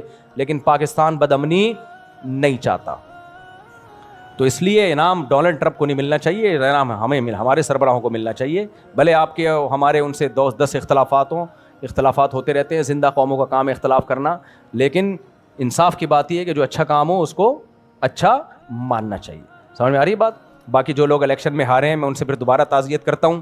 مجھے پتا تھا ان کے ہارنے کا تھا نہیں, ان کو جیتنا تھا. کچھ کو تو میں نے جتوانے کی کوشش کی, پھر بھی ہار گئے وہ. تو وہ ہوتا رہے گا, کیونکہ آرمی چیف قوم کا خادم ہوتا ہے. اس کے ہاتھ میں, بیچارے کے ہاتھ میں کچھ بھی نہیں. خیر بہرحال تو اللہ تعالیٰ سمجھنے کی, عمل کی توفیق عطا فرمائے. وما علینا الا البلاغ. وعلیکم السلام. محمد سفیان بن نسیم الدین, انصر شاہ بنت شہزاد احمد. انصر شاہ نام ہے دلہن کا؟ انوشا, اس کو صحیح لکھوائیں. انوشا بنت شہزاد احمد دلہن کا نام ہے. 50,000 روپے مہر. دلہن کے وکیل کہاں ہیں بھائی؟ دلہن کے وکیل آپ ہیں. آپ نے اجازت دی کہ 50,000 روپے مہر میں انوشا شاہ بنت شہزاد احمد کا نکاح محمد سفیان ولد نسیم الدین سے کروں. اجازت ہے؟ اجازت ہے. الحمدللہ نحمدہ ونستعینہ ونستغفرہ ونؤمن بہ ونتوکل علیہ ونعوذ باللہ من شرور انفسنا ومن سیئات اعمالنا من یہدہ اللہ فلا مضل له ومن یضللہ فلا ہادی له ونشہد ان لا الہ الا اللہ وحدہ لا شریک له ونشهد أن سيدنا وحبيبنا وشفيعنا وسندنا محمدا عبده ورسوله صلى الله تعالى عليه وعلى آله وأصحابه وبارك وسلم تسليما كثيرا كثيرا. أما بعد فأعوذ بالله من الشيطان الرجيم. بسم الله الرحمن الرحيم. يا أيها الناس اتقوا ربكم الذي خلقكم من نفس واحدة وخلق منها زوجها وبث منهما رجالا كثيرا ونساء واتقوا الله الذي تساءلون به والأرحام إن الله كان عليكم رقيبا. وقال تعالى يا أيها الذين آمنوا اتقوا الله وقولوا قولا سديدا يصلح لكم أعمالكم ويغفر لكم ذنوبكم ومن يطيع الله ورسوله فقد فاز فوزا عظيما. وقال النبي صلى الله عليه وسلم النكاح من سنتي وقال فمن رغب عن سنتي فليس مني. وقال النبي صلى الله عليه وسلم تزوجوا الودود الولود فإني مباهي بكم الأمم. وقال النبي صلى الله عليه وسلم تزوجوا ولا تكونوا كرهبان النصارى. جناب محمد سفیان ولد نسیم الدین, میں نے 50,000 روپے مہر میں آپ کا نکاح انوشا بنت شہزاد احمد سے کیا. آپ نے اس نکاح کو قبول کیا؟ قبول کیا. جزاک اللہ. دعا کریں اللہ برکت دے. الحمدللہ رب العالمین والعاقبۃ للمتقین والصلاۃ والسلام علی رسولہ الکریم وعلی آلہ وصحبہ اجمعین. اللہ اس نکاح کو اپنے دربار میں قبول فرما. اس نکاح کی برکتیں زوجین کو تادم حیات نصیب فرما. آپس کے اختلاف و انتشار سے, لڑائی جھگڑوں سے, ہر قسم کے شر سے اللہ ان دونوں کی حفاظت فرما. اس نکاح کو اللہ دونوں کے خاندانوں میں محبتوں کا, جوڑ کا, برکتوں کا ذریعہ بنا. ہر طرح کے شر سے دونوں کے خاندانوں کو محفوظ فرما. جس کی جو جائز مراد ہو اللہ اس کی مراد کو پورا فرما. ربنا آتنا فی الدنیا حسنۃ وفی الآخرۃ حسنۃ وقنا عذاب النار. صلی اللہ تعالیٰ علی خیر خلقہ محمد وعلی آلہ وصحبہ اجمعین. اللہ تعالیٰ بہت مبارک کرے. ماشاءاللہ جی, خوشیاں دے آپ کو, جوڑ پیدا کرے آپ دونوں میں. جزاک اللہ جی. لائے بھائی سوال دے دیں بھائی. یہ جو بیان کا میں تھوڑا سا لگا دوں, میں نے بیان میں یہ بات لے کے چل رہا تھا نا, نبی صلی اللہ علیہ وسلم نے فرقے بتائے, نام نہیں بتایا. اس پہ میں کئی دفعہ بیان کر چکا ہوں, بس یہ چونکہ بیان چل پڑا تھا تو اس کو مکمل کر لیتے ہیں. تو نبی صلی اللہ علیہ وسلم نے فرقے نہیں بتائے, علامتیں بتائی ہیں. تو جنتی فرقہ ہے اس کی علامت بتائی ہے, کیونکہ اگر کوئی نام بتا دیتے نا تو وہ سب لوگ وہ نام رکھتے ہیں. تو اس لیے ناموں میں کچھ نہیں رکھا, دیوبندی نام ہو, بریلوی نام ہو, اہل حدیث نام ہو, حنفی ہو, شافعی, کچھ بھی نہیں ہوتا اس سے. گورنمنٹ کی طرف سے کوئی پابندی نہیں ہے, کوئی بھی کسی بھی ٹائم پہ اپنے آپ کو کچھ بھی کہہ سکتا ہے. اچھا, کچھ لوگ کہتے ہیں ہم صرف مسلمان ہیں. اچھی بات ہے اگر آپ صرف مسلمان ہیں, لیکن ہوتے نہیں ہیں نا. آپ اس طریقے کو فالو نہیں کر رہے ہوتے جو اللہ اس کے رسول کا بتایا ہوا طریقہ ہے. تو اللہ اس کے نبی صلی اللہ علیہ وسلم نے فرمایا 73 فرقوں میں ایک جنتی ہوگا. صحابہ نے پوچھا کون ہوگا؟ آپ نے فرمایا ما انا علیہ و اصحابی, جو میرے اور صحابہ کے طریقے پر ہو. تو قرآن کی وہ تشریح جو نبی سے نہ ہو اور نبی کی وہ تشریح جو صحابہ سے نہ ہو. تو صحابہ کو انکلیوڈ کرنا پڑے گا, اس میں ایڈ کرنا پڑے گا, اس کے بعد مذہب سمجھ میں آئے گا. صحابہ کو ہٹا کے آپ اپنے طریقے سے کچھ اگر سمجھنے کی کوشش کرتے ہیں وہ آپ کی فہم غلط ہوگی. تو اس لیے ہم قرآن کو مانتے ہیں, حدیث کو مانتے ہیں اور صحابہ کو مانتے ہیں. اور چاروں اماموں کا یہی اصول ہے, قرآن, حدیث اور صحابہ. پھر یہاں سے کوئی مسئلہ نہیں ملتا, پھر وہ اپنی رائے کا اختلاف کرتے ہیں, یا دلائل دونوں طرف ہوتے ہیں تو پھر ایک دلیل کو ترجیح دیتے ہیں, دوسری دلیل کو ترجیح دیتے ہیں, لیکن بیس یہی ہے. تو اس لیے صحابہ سے ہٹ کے کوئی بھی بات کرے نا, بولے میں صحابہ تو اس کے خلاف تھے, کیسے مان لیا جائے گا اس کو. پاکستان نے انتہائی شاندار سفارتکاری کے ذریعے بہت بڑی جنگ کو دھکیلا ہے. سعودی عرب سے دفاعی معاہدہ, ساتھ میں ایران جو کہ پڑوسی اور مخالف سمت میں امریکہ اور اسرائیل اس پورے معاملے کو جس طرح پاکستان نے نبھایا ہے اور امن کی کوشش کی ہے، اس سے ہماری قوم کا وقار، عزت اور پذیرائی بڑھ گئی ہے۔ بے شک بے شک بے شک سعودی عرب نے پاکستان کے ساتھ دوستی کا ثبوت دیا اور پاکستان کے لیے مشکلات پیدا نہیں کیں۔ ایران کی جرت اور کامیاب مزاحمت بھی قابل رشک رہی۔ بے شک ایران نے نر کا بچہ بن کے دکھایا ہے، ایران نے بہادری دکھائی ہے، یہ ماننا پڑے گا، ایران نے بہادری دکھائی ہے، قربانیاں دی ہیں، پوری قیادت ان کی امریکہ نے اڑا دی اور پھر بھی وہ ڈٹے ہوئے، تو ماننا پڑے گا۔ باقی پھر ایران نے گڑبڑ کی ہے کہ وہ تھوڑا تھوڑا اپنی سعودی عرب سے بھی ٹھڑک نکالی ہے، یہ غلط کیا ایران نے۔ ابھی مفتی عبدالرحیم صاحب کا بیان آیا ہے نا کہ صدام حسین نے 13 حملے کیے تھے اسرائیل پر اور 53 کر دیے سعودی عرب پہ، تو بھائی تم یہ کیا کر رہے ہو؟ پھر اس کا نتیجہ کیا نکلا؟ سعودی عرب نے اپنی مدد کے لیے پھر امریکہ کو بلایا اور پھر وہ امریکہ یہیں آ کے اعتکاف میں بیٹھ گیا، وہ 10 دن کا اعتکاف ہوتا ہے، پوری زندگی کے اعتکاف میں بیٹھ گیا۔ تو اب سعودی عرب نے صحیح کیا غلط کیا، لیکن اس میں مجبور کس نے کیا؟ صدام حسین نے مجبور کیا، بھائی آپ کو کیا ضرورت ہے، آپ نے کویت پہ قبضہ کر لیا، پھر آگے سعودی عرب پہ بھی۔ تو مسئلہ یہ ہوتا ہے کہ بعض لوگ اسرائیل کا نام استعمال کر کے وہ دوسروں سے دشمنی بھی نکالتے ہیں۔ تو ایران نے اسرائیل کے خلاف جب تک چل رہا تھا ساری دنیا مان رہی تھی زندہ باد بھائی، لیکن اس نے اسرائیل کی آڑ میں سعودی عرب کو بھی کوٹنا شروع کر دیا، اور دلیل یہ دی ہے کہ اڈے ہیں وہاں پہ، بھائی ان اڈوں سے آپ پہ اٹیک نہیں ہو رہا، ان اڈوں سے آپ پہ اٹیک نہیں ہو رہا۔ تو سعودی عرب جانے وہ امریکہ جانے، اور وہ آج سے تھوڑی ہوں، تو بہت پہلے سے ہیں۔ تو اس لیے ایران، اگر میں اس معاملے میں ایرانی حکومت کی تعریف کرتا ہوں، بہرحال اس نے جوان مردی کا مظاہرہ کیا ہے، یہ مانتے ہیں، لیکن دوسرے جو کام صحیح ہے اس کو صحیح کہا جائے گا، جو غلط ہے اس کو غلط کہا جائے گا۔ تو اس نے یہ بھی کیا، جو سعودی عرب کو کیوں آپ حملہ کر رہے ہو؟ بعض لوگ کہتے ہیں سعودی عرب میں بادشاہت ہے، جو ناجائز بادشاہت ہے۔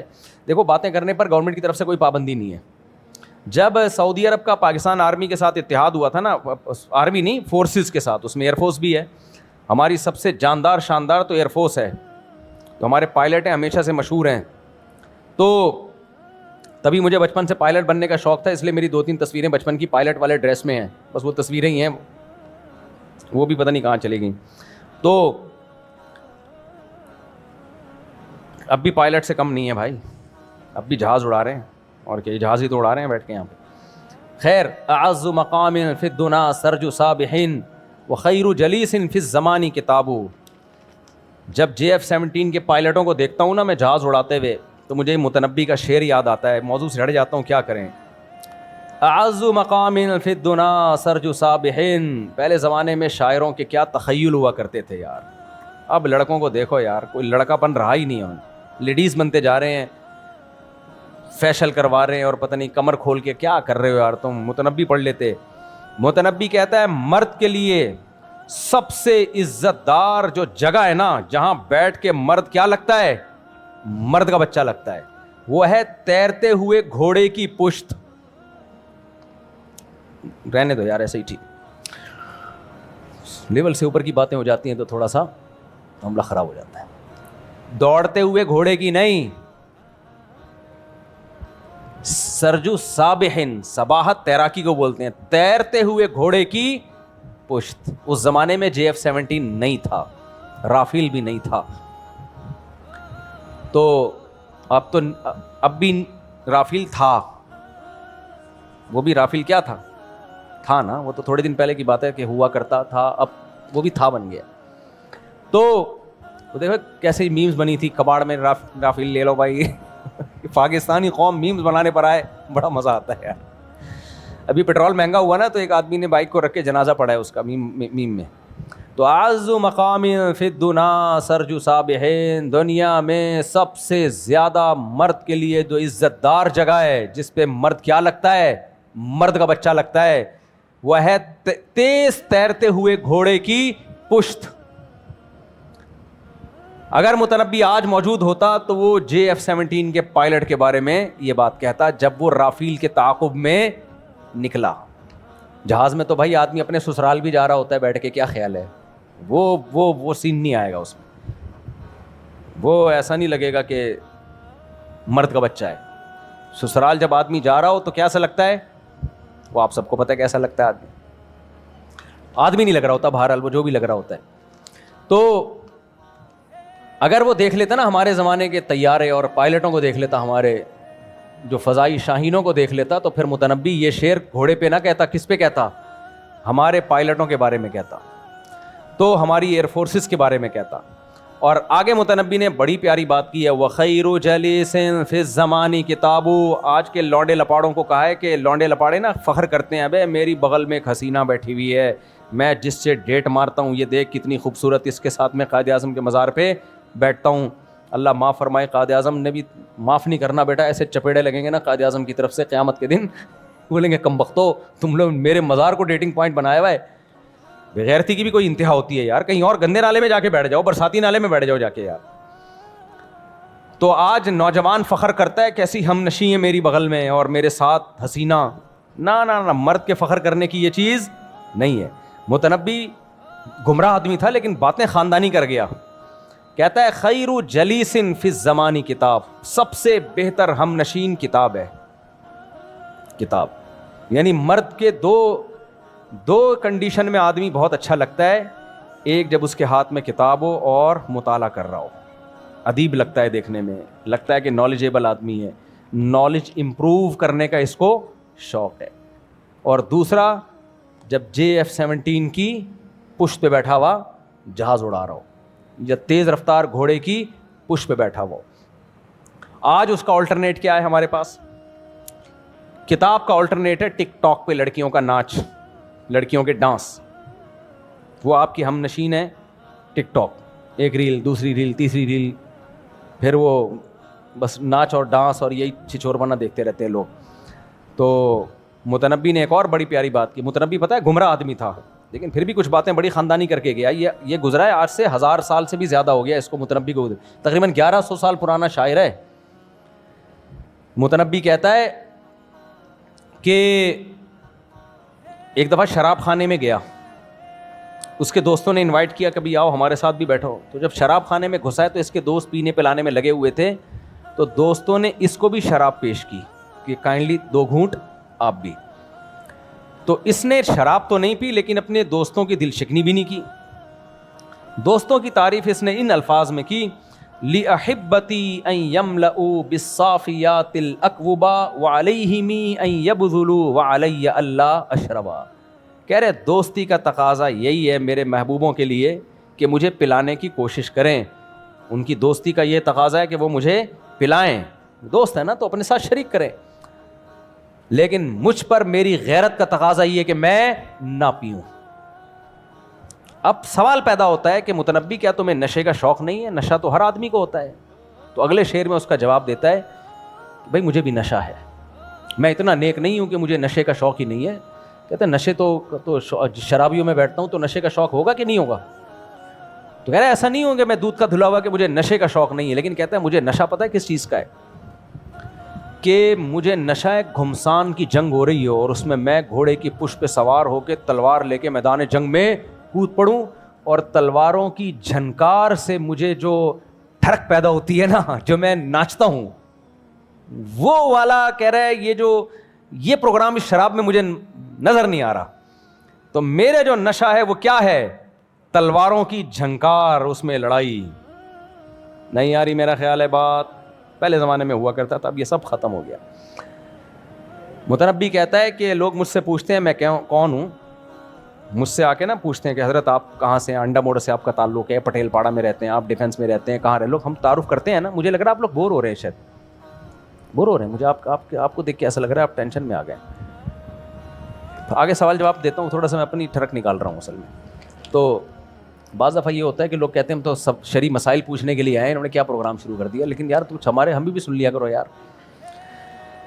تو متنبی پتہ ہے کیا کہتا ہے کہ لوگ مجھ سے پوچھتے ہیں کہ حضرت آپ ہیں کون, آپ کے بارے میں ہمیں کہاں سے معلومات ملیں گی؟ تو متنبی کہتا ہے میرے بارے میں معلومات لینی ہے تو مجھے تلوار جانتی ہے, گھوڑا جانتا ہے اور کتاب جانتی ہے.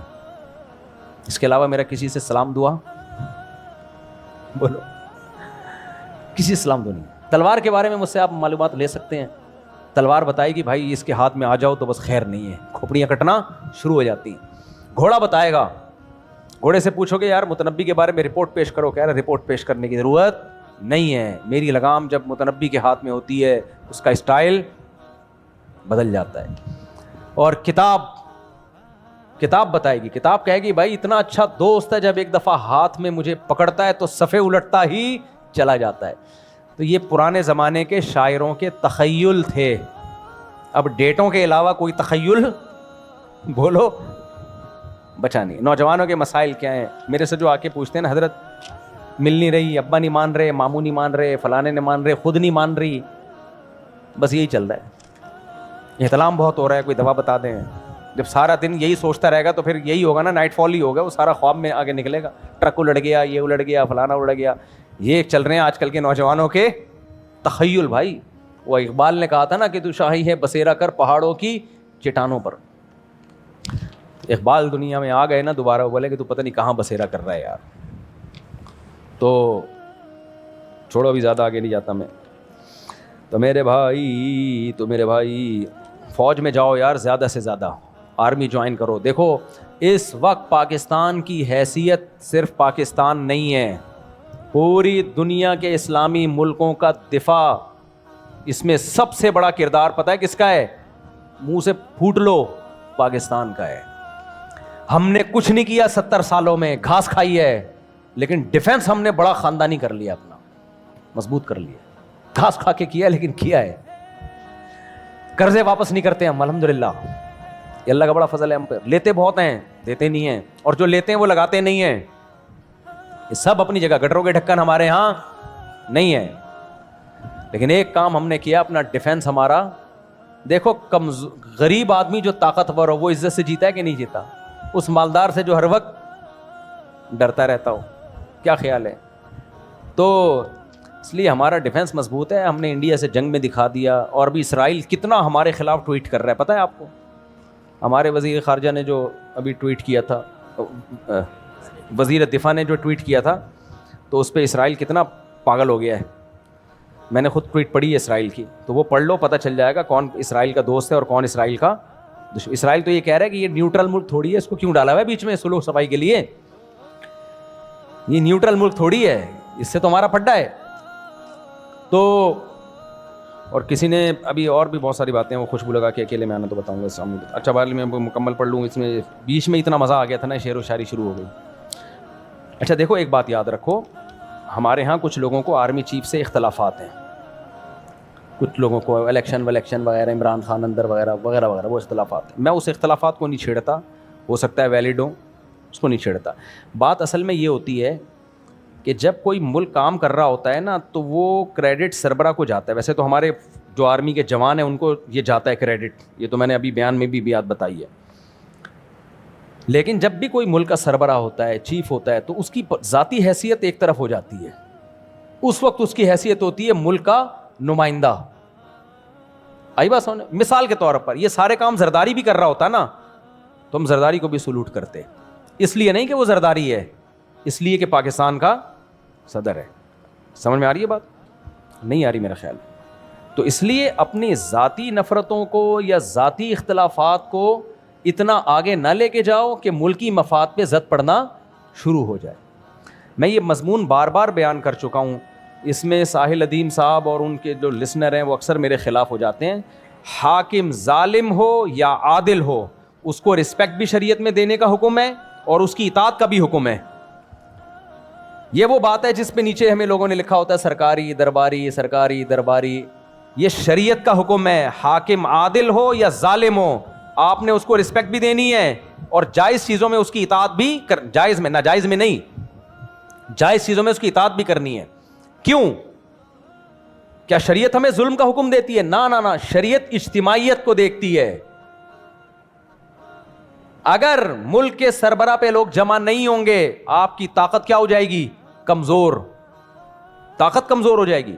انتظامی چیزوں میں ہمیشہ سربراہ کو فالو کیا جاتا ہے. ایک اور آسان مثال دوں, دیکھو سعودی عرب میں جو چاند نظر آتا ہے نا, وہ نظر آتا نہیں ہے, پتہ ہے آپ کو؟ اس دفعہ سعودی عرب میں عید کے دن بھی چاند نظر نہیں آیا ہے, عید کے دن بھی. سمجھ میں آ رہی ہے بات؟ آپ پوچھ لیں سعودی عرب میں فون کر کے کسی سے کہ جس دن تمہاری عید تھی مغرب کے بعد چاند نظر آیا, وہ لوگ کہیں گے نہیں نظر آیا. کوئی جھوٹ بول رہا ہو تو ایک الگ بات ہے. لیکن سعودی عرب میں اس کے باوجود ہم کہتے ہیں جو عید ہوئی ہے وہ شرعی عید ہے. کیوں؟ حکومت نے فیصلہ کر دیا. انتظامی چیزوں میں حاکم عادل ہو پرہیزگار ہو اس سے بحث نہیں ہے, وہ آپ کا باس ہے, وہ آپ کا باپ ہے, تو جو وہ فیصلہ کرے گا انتظامی چیزوں میں, یہ نہیں کہ خلا پکڑا دے عورتوں کو, وہ انتظامی معاملہ نہیں, وہ تو حلال حرام کا مسئلہ ہے. جہاں بھی اجتماعیت کا کوئی مسئلہ آئے گا تو انتظامی چیزوں میں فالو کرنا پڑے گا ملک کے سربراہ کو, چاہے وہ زرداری ہو, چاہے وہ شہباز شریف ہو, چاہے کوئی بھی ہو, تو اس کو فالو کرنا پڑے گا. اس سے ملک کی اجتماعیت باقی رہتی ہے, ملک میں اتحاد رہتا ہے. قرآن کہتا ہے کہ اگر اختلاف کرو گے تذہب ریحکم, تمہاری ہوا اکھڑ جائے گی. تو قرآن نے یہ نہیں کہا کہ حاکم نیک ہو تو اختلاف مت کرو, برا ہو تو اختلاف کرو, نہ نہ نہ. حاکم کا مطلب کیا ہے, اور حاکم کی ڈیفینیشن یہ ہے کہ قوت نافذہ و پاور آ جائے اس کے پاس, چاہے وہ لیگل وے سے آئی ہو یا انلیگل طریقے سے آئی ہو. انلیگل طریقے سے آنا ناجائز ہے, غلط ہے, لیکن آ گئی تو آ گئی, ماننا پڑے گا. سمجھ میں آ رہی ہے بات کہ نہیں آ رہی ہے؟ حضرت معاویہ کا بیٹا یزید, 99.9% صحابہ نے اس کے ہاتھ پہ بیعت کی ہے, حالانکہ اس کے بارے میں اختلاف ہے کہ عادل تھا فاسق تھا. صحابہ نے یہ بحث میں نہیں پڑے, بھائی پاور آ گئی ہے, طاقت آ گئی ہے, قوت نافذہ ہے, تو اب اگر اس کے خلاف خروج ہوگا, بغاوت ہوگی, تو امت دو حصوں میں ڈیوائڈ. تو جنہوں نے عادل مانا وہ بھی بیعت ہوئے, جنہوں نے نہیں مانا وہ بھی بیعت ہوئے, اور امت ہمیشہ اسی طرح چلی آئی ہے. اور یہی شریعت کا حکم ہے, کیوں اجتماعیت کے لیے اپنے انفرادی مفاد کو ترک کر دو.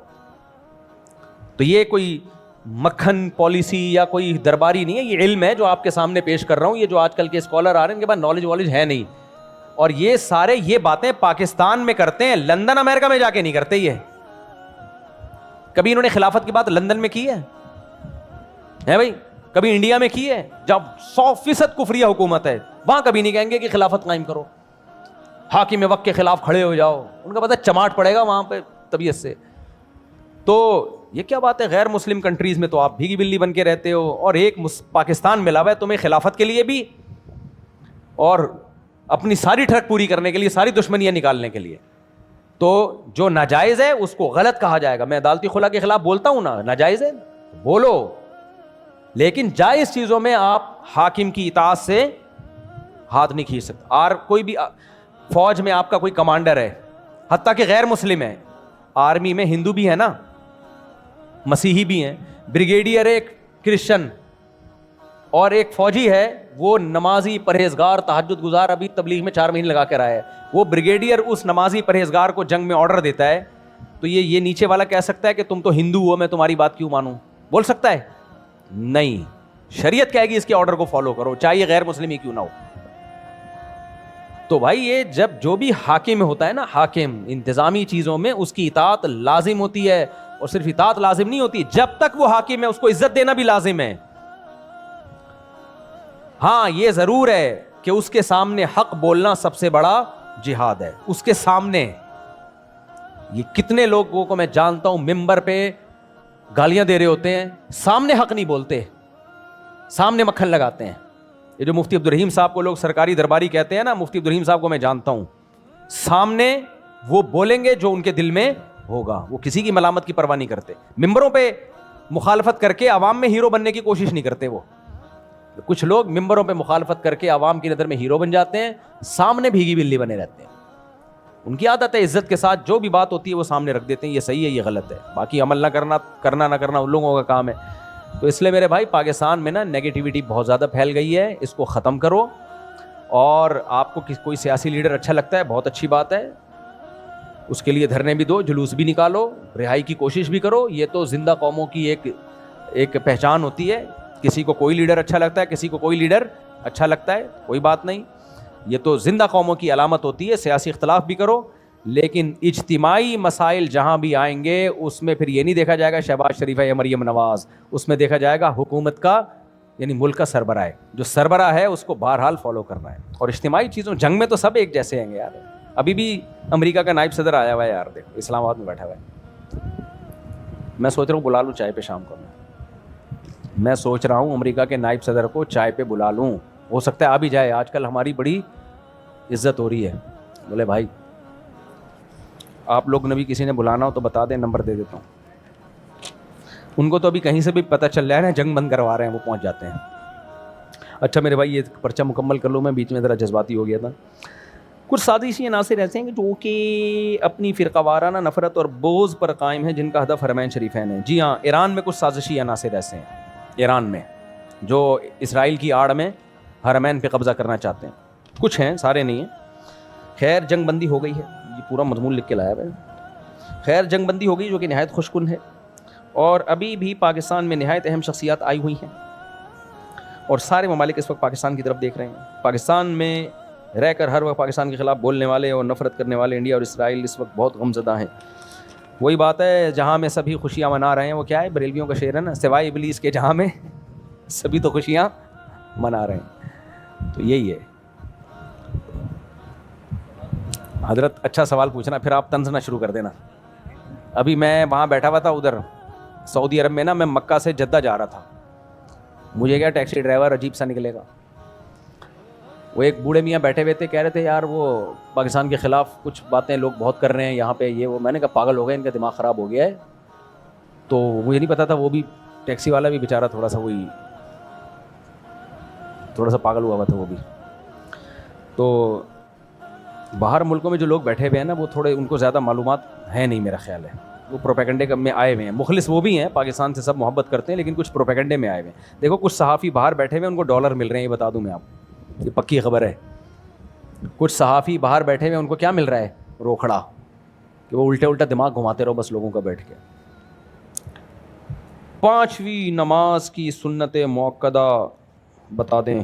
5 نمازوں کی سنت موقدہ فجر کی 2 ہیں، ظہر سے پہلے کی 4، ظہر کے بعد کی 2، مغرب کے بعد کی 2، عشاء کے بعد کی 2. میرا گھر میرا آشیانہ اسکیم کے تحت قرض لینا صحیح ہے؟ اسلامک بینک سے لے سکتے ہیں، جو غیر اسلامک بینک ہیں ان سے لون نہیں لے سکتے. بھی حکومت کا ایک اچھا اقدام ہے، 1 کروڑ روپے لوگوں کو قرضہ دے رہی ہے گھر بنانے کے لیے، تو اچھی بات ہے، لے لو اسلامک بینک سے لے لو. تو عمران خان نے بھی ایسے اچھے کام کیے تھے، بہت اچھی بات ہے. ہم نے اس وقت تعریف کی تھی جو عمران خان کے مخالفینوں نے ہمارا بیڑا غرق کر دیا تھا. تو اب یہ کام اگر یہ والی گورنمنٹ کر رہی ہے تو میرا خیال ہے تعریف تو بنتی ہے. باقی بہت ڈیپ میں جاؤ گے تو پھر تو ڈیپ میں تو وہاں بھی جاؤ گے تو کچھ نہ کچھ نکل آئے گا. اتنا ڈیپ میں جانے کی تمہیں ضرورت کیا ہے؟ خوش ہونے کی سیکھو یار. اگر کوئی اچھا کام گورنمنٹ کر رہی ہے 1 کروڑ روپے کے دے رہی ہے، میں تو نہیں لے رہا لیکن آپ لوگ لے رہے ہو، خوش نہیں لے رہے. ہمارے نہ چاچا لگتے ہیں، نہ شباش نہ ماموں لگتے ہیں. کیا خیال ہے؟ جو اچھا کام ہوگا اپریشیٹ کریں گے، جو گندا کام ہوگا، کتنا گندا کام کیا نا، سولر پلیٹیں ہم لوگوں سے لگوا دیں، اس کے بعد ریٹ اتنے بڑھا دیے کہ وہ ہمارے لیے بیکار ہو گئی، کچرا ہو گئی، وہ سارا پیسہ برباد ہو گیا. ہمارا انورٹر بھی ہم نے اسی حساب سے خریدا تھا، وہ بھی زیرو ہو گیا، کوئی خرید ہی نہیں رہا، وہ کباڑ والا بھی نہیں لے رہا. لاکھوں روپے کا نقصان ہو گیا یار. اب اگر ہم انورٹر لیتے ہیں تو اتنا مہنگا ہے کہ وہ 10 سال میں تو اتنا بجلی کا بل نہیں بنتا جتنے کی پلیٹیں آ گئی ہیں، اور وہ انورٹر آ گیا ہے. تو یہ سارا کریڈٹ کس کو جاتا ہے؟ پاکستان زندہ باد کو جاتا ہے. مفتی صاحب، لڑکا لڑکی جو محبت کرتے ہو، ماں باپ سے بھی کر لیا کرو یار کبھی محبت آپس میں، اور دونوں بغیر شادی کے مر جائیں تو دوزخ میں جانا چاہیے ان دونوں کو. کہہ رہے ہیں تو کیا جنت میں مل سکیں گے؟ اور اگر کسی اور سے ہو جائے شادی پھر نہ مل سکیں گے؟ اگر دونوں کنوارے مر گئے اور وہ حرام محبت میں پڑے نہیں، صرف محبت تھی لیکن کوئی ناجائز کام کیا نہیں، نکاح کی کوشش کی اور مر گئے، تو پھر دونوں کنوارے ہیں تو اللہ تو دونوں کی خواہش پوری کرے گا نا جنت میں. پھر تو اللہ انشاءاللہ اللہ سے پوری امید ہے دونوں کی شادی کرا دے گا وہاں پہ. لیکن اگر ناجائز نہیں کیا کچھ، اور اگر اس کی کہیں اور شادی ہو گئی تو پھر قبر پہ یہ شعر لکھ کے لگا دیا جائے، دل کے ارماں آنسوؤں میں بہہ گئے، ان کے بچے ہم کو ماموں کہہ گئے. پھر یہ قبر پہ شعر لگا دیں. یہی قبر کا عذاب کافی ہوگا اس کے لیے، مزید کسی عذاب کی ضرورت نہیں. اور وہ جب اس کے بچے ہو جائیں نا، وہ قبر پہ آ کے اس کو ماموں بھی بولیں کہ ماموں آپ کی مغفرت کے دعا کے لیے حاضر ہوا ہوں میں. حضرت واقعی نہیں مل رہا قرضہ؟ یہ تو بڑی دھاندلی ہے یار، ٹوپی ہے. اچھا بھائی، اگر امام مسجد میں جو جس کی بیوی ہوتی ہے جنت میں اسی کو ملے گی نا.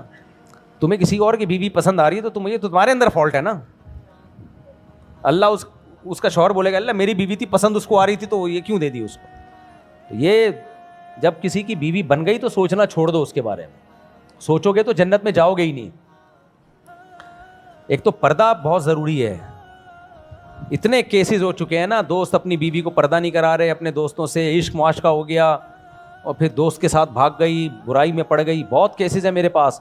میں اس لیے نہیں زیادہ بتاتا کہ پھر لوگوں میں برائی نہ پھیل جائے.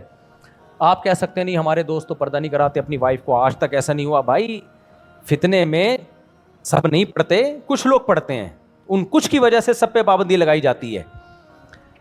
بھابھی کا بھی پردہ فرض ہے دیور سے, بھابھی کا بھی پردہ فرض ہے. اور جو لوگ کہتے ہیں نا گھر میں کیسے پردہ ہوتا ہے, ہمارے گھر میں تو ہوتا ہے الحمدللہ. ہماری بھابھی ہم سے پردہ کرتی ہیں, ہم سب جوائنٹ فیملی میں اکٹھے رہے ہیں, کئی سال رہے ہیں, تو ان میں ہماری قریبی رشتہ دار ہیں, وہ پھر بھی ہم سے پردہ کیا ساری زندگی, ایک گھر میں رہے ہیں. تو یہ پردے وردے کی باتیں لوگ ایسی غلط کر رہے ہوتے ہیں, سب کچھ ہو سکتا ہے گھر میں. اللہ کا خوف پیدا کرو دل کے اندر.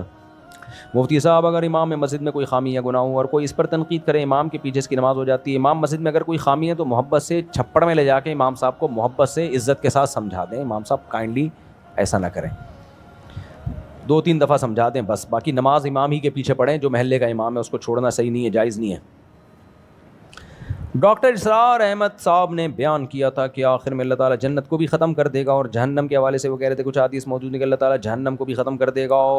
مجھے نہیں پتا ڈاکٹر اسرار صاحب نے ایسا کہا ہے یا نہیں کہا, اپنی طرف سے کوئی ڈاکٹر اسرار صاحب کے کھاتے میں نہ ڈال دیا ہو. باقی جنت بھی ہمیشہ کے لیے بنی ہے اور جہنم بھی ہمیشہ کے لیے بنی ہے. پہلی بات, مفتی صاحب مجھے آپ سے اللہ کے لیے محبت ہے, احبک اللہ الذی احببتنی فی. آپ کی وجہ سے آپ کی صلاحیتیں اور صفات اللہ تعالیٰ کی مکھن لگایا ہوا ہے, مکھن بہت زیادہ لگ گیا ہے. زیادہ مکھن لگتا ہے نا تو آدمی پھر اپنی اوقات بھول جاتا ہے, اپنی اوقات بھول جاتا ہے. جب کوئی کہے نا کہ مجھے آپ سے محبت ہے تو حدیث میں دعا آئی ہے, احبک اللہ الذی احببتنی فی. اللہ بھی آپ سے محبت کرے جس اللہ کی وجہ سے آپ مجھ سے محبت کرتے ہو. جو بھی آپ سے محبت کا کہے تو اس کو یہ دعا دینی چاہیے, بشرطے کہ اللہ کے لیے محبت ہو. ایسا نہ کوئی لڑکی بولے مجھے آپ سے محبت ہے, آپ کہیں اللہ بھی آپ سے محبت کرے, آپ تو دوبارہ کہیں کائنڈلی الفاظ, تو حرام محبتوں میں نہیں ہے یہ. مفتی صاحب اللہ کے فضل سے میرا تعلق تبلیغی جماعت سے ہے, اور میں بیعت ہونے کے لیے حضرت مولانا عبداللہ احمد صاحب حالہ سندھ کا انتخاب کیا ہے. حضرت مولانا عبداللہ صاحب کیسے آدمی ہیں آپ کی نظر میں؟ مجھے نہیں پتا بھائی, میں ان کو نہیں جانتا. اگر کسی بزرگ کے مجاز ہیں, اجازت یافتہ ہیں, ان کی صحبت میں کچھ وقت رہ کے گزاریں, اگر فائدہ ہو رہا ہے تو پھر بیعت ہو جانا چاہیے. میری زوجہ میرے پاس نہیں آ رہی ہے, آپ چلے جائیں. زوجہ کسی کی بھی نہیں آتی, خود چل کے جانا پڑتا ہے. پچھلے 1 سال سے میں 1 سال پہلے اسلام آباد میں پوسٹنگ ہوئی تھی کراچی سے. پورے 1 سال میں نے اپنے 6 سے 7 افراد بھیجے صلح کے لیے, اور خود بھی گیا. ہر بار یہی کہتے ہیں کہ 2-3 دن میں بتائیں گے, لیکن ٹائم ضائع کرتے رہے, یعنی صلح ناکام ہو رہی. میری ایک بیٹی ہے جس سے وہ اپنی مرضی سے بات کرواتی ہے. میرا اب صبر ختم ہو رہا ہے, میں ان کو ایک طلاق بھیج دوں کیونکہ مجھے لگتا ہے وہ میرے ساتھ گھر نہیں بسانا چاہتی. طلاق دیں گے تو بالکل ہی بچی کو لے کے شارٹ ہو جائے گی. آج کل ہماری عدالتوں نے خواتین پہ جو ظلم ہو رہا ہے اس کو روکنے کا تو کوئی انتظام نہیں ہے. طلاقیں دینے میں دڑا دھڑ, اور طلاق کے بعد عدالت مکمل ساتھ کس کا دیتی ہے؟ عورت.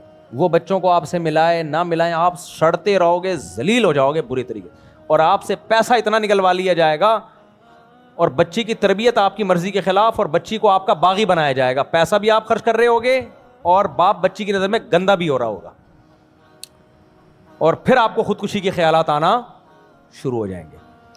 تو اتنا زیادہ جب معاملہ چلا جائے, 3-4 سال سے صلح کی کوشش ہو رہی ہے, طلاق مت دو, ایک اور شادی کر لو, ٹھیک ہے. بچے دبا کے پیدا کرو تاکہ یہ اللہ کا نہ کرے, اللہ کرے یہ بھی مل جائے آپ کو, لیکن نہ ملے تو آلٹرنیٹ تو ہونا, ورنہ آدمی دوسرے بچے ہوتے ہیں نا تو پھر ذرا دل بہل جاتا ہے, ورنہ پھر وہ وہی یاد آئے گی اور ڈپریشن میں جاتا ہے انسان. اولاد سے بڑھ کر تو بھائی کوئی نعمت نہیں ہے. تو اللہ ان خواتین کو, ساری خواتین ایسی نہیں ہوتی لیکن جو اس طرح کرتی ہیں, عذاب ہے جہنم کا اپنے لیے خریدنی ہے. بچے کو باپ سے دور بھی کر رہی ہو, بچے کو باپ کا باغی بھی بنا رہی ہو, اور مردی سے ملنے دے رہی ہو. بھائی یہ کیا بات ہوئی؟ تو وہ جب چاہے گا ملے, اس کی بھی اولاد ہے, ماں بھی جب چاہے ملے, باپ بھی جب چاہے ملے. قرآن کے الفاظ ہیں لا تضار والدۃ بولدہا ولا مولود لہ بولدہ. اتنے صاف الفاظ ہیں. بچے کی وجہ سے نہ باپ کو نقصان پہنچاؤ نہ ماں کو نقصان پہنچاؤ. جو باپ ایسا کرے وہ بھی ظالم ہے, جو ماں ایسا کرے وہ بھی ظالم ہے. میری ایک بیٹی ہے طلاق دینا نہ دینا یہ اب آپ خود سوچیں, میں مشورہ نہیں دیتا, لیکن طلاق سے مسئلہ حل نہیں ہوگا, اس کے اور مضبوط ہو جائے گی وہ. باقی بیوی جب تک بیوی ہے تو کورٹ کے ذریعے اس کو لایا جا سکتا ہے, کورٹ میں کیس کر کے بھئی میری بیگم میں وہاں رہ رہی ہے, تو کورٹ اس کو زبردستی مجبور کرے گی لانے پر. یہ اچھا قانون ہے پاکستان میں کہ, لیکن اس میں پھر وہ ایک کھلا لے لے گی جا کے, تو وہ خود لے لے, آپ کیوں دے رہے ہو کھلا؟ تو اس لیے مشورہ کر لو باقی لوگوں سے بھی. امید ہے کہ آپ خیریت سے. اور دوسری بات یہ یک طرفہ بات ہے نا, دو طرفہ بات میں نے سنی نہیں. ہو سکتا ہے بیوی صحیح ہو, یہ تو میں ایک طرف کی بات سنی ہے نا. ہو سکتا ہے آپ صحیح ہو سکتا ہے آپ کوئی ایسا ٹیکنیکل فالٹ ہو جو آپ بتا نہ رہے ہوں. بعض دفعہ یہ بھی ہوتا ہے نا بھائی, جس کی بات سنتا ہے وہ تو اسی کی سن رہا ہے نا. دونوں پارٹیوں کی بات سنو تو بعض دفعہ کہانی کچھ اور نکلتی ہے سامنے. تو لیکن بہرحال ابھی تو آپ ہی اچھے لگ رہے ہیں, اللہ آپ کی مدد کرے. امید ہے کہ آپ خیریت سے ہوں گے الحمدللہ. بھائی یہ لو لیٹر نہیں لکھا کرو, پورا جو سوال ہے نا ٹو دا پوائنٹ وہ لکھا کرو. یہ تو پورے ایسے خطوط جیسے کوئی پہلے زمانے میں پنجاب میں 2 مہینے کی چھٹیوں میں نہیں بھیجتے تھے خطوط لکھ کے. السلام علیکم, امید ہے آپ خیریت سے ہوں گے. امام صاحب میرا نام فواد ہے, میں جہاں بھی کام کرتا ہوں ایمانداری سے کرتا ہوں الحمدللہ. کام بھی اکثر پسند کیا جاتا ہے سبحان اللہ. میری کوشش ہوتی ہے اخلاق اور رویے میں بھی کوئی کمی نہ ہو. پورا ماشاءاللہ خط ہے نا, لیکن اس کے باوجود بھی کسی نہ کسی وجہ سے کام چھوٹ جاتا ہے. اچھا آخر میں پتہ نہیں کیا پوچھا ہوا ہوگا. پہلے 3 سال سے بار بار کام چھوٹ رہا ہے, میری غلطی بھی نہیں ہوتی تب بھی. میں گھر کا واحد کفیل ہوں, ڈپریشن کا شکار ہوں. اس وجہ سے کوئی کہتا ہے تم پہ کسی نے جادو کیا, کوئی کہتا ہے کچھ اور. کام اگر صحیح طریقے سے کر رہے ہوتے تو چھوٹ نہیں رہا ہوتا. میرے بھائی دنیا میں ہر شخص کو کام کے آدمی کی قدر ہے. اگر میرے پاس کوئی ملازمت کرے اور ٹھیک طریقے سے کام کر رہا ہو تو میں تو چھوڑوں گا نہیں اس کو یار, تنخواہ بڑھا دوں گا اس کی. تو اس لیے جن چڑیل بھوت نہیں ہے, آپ خود ہی جن بنے ہوئے ہو. کام کو فوکس کرو تو انشاءاللہ کوئی بھی نہیں آپ سے کام چھڑوائے گا. دعا کرتا ہوں باقی اللہ تعالیٰ آپ کو کشادہ رزق حلال نصیب فرمائے. مفتی صاحب اگر کوئی رفع الیدین کرتا ہے تو وہ حنفی نہیں رہے گا, اگرچہ وہ مسائل فقہ حنفی کے مطابق عمل کرتا ہے. اور رفع الیدین کرنے کا کہتے ہیں کچھ علماء زیادہ حدیثیں اور فتح مکہ کے بعد کے صحابہ سے حدیث ملتی ہیں. امام مالک نے لکھا ہے کہ میں نے اہل مدینہ میں کسی کو رفع الیدین کرنے والا نہیں پایا. اور اہل کوفہ میں حضرت علی اور عبداللہ بن مسعود کے شاگرد تھے, ان کے بارے میں بھی صحیح سند سے ثابت ہے کہ اہل کوفہ میں کوئی بھی رفع الیدین نہیں کرتا. تو یہ بہت بڑی دلیل ہے اس بات کی کہ نبی صلی اللہ علیہ وسلم نے آخر وقت میں رفع الیدین ترک کیا ہے. اور امام ترمذی امام بخاری کے شاگرد ہیں. جب رفع الیدین کرنے کی حدیث آئی تو فرمایا وبہ یقول بعض اہل العلم من اصحاب النبی, یہی بعض اہل علم صحابہ کا قول ہے. اور جب رفع الیدین نہ کرنے کی حدیث بیان کی تو کہا وبہ یقول غیر واحد من اہل العلم, یہ بہت سارے اہل علم صحابہ کا مذہب ہے. تو رفع الیدین کرنے کی بھی حدیثیں ہیں لیکن نہ کرنے کا مذہب بھی کمزور نہیں ہے. تو اس لیے اس میں امام حنیفہ, اچھا امام حنیفہ کے جو شاگرد ہیں نا دونوں, امام ابو یوسف امام محمد, وہ بہت سارے مسئلوں میں امام حنیفہ کے خلاف بھی گئے ہیں, لیکن اس مسئلے میں وہ بھی نہیں گئے. وہ بھی اسی کے قائل ہیں کہ رفع الیدین نہ کیا جائے. تو باقی کوئی کرے نہ کرے وہ ایک الگ مسئلہ ہے, لیکن یہ ایک سمجھنا کہ امام حنیفہ کا فقہ اس بارے میں کمزور ہے, دلیل کمزور ہے, یہ جہالت کی بات ہے. دلیل کمزور نہیں ہے, باقی جائز ہمارے نزدیک بھی ہے. کوئی کر رہا ہے تو اس سے وہ یہ نہیں ہوگا کہ حنفی نہیں کہلائے گا, تو کر لے, اس میں کیا جا رہا ہے. افضل ہے کہ نہ کرے لیکن کرنا بھی جائز ہے.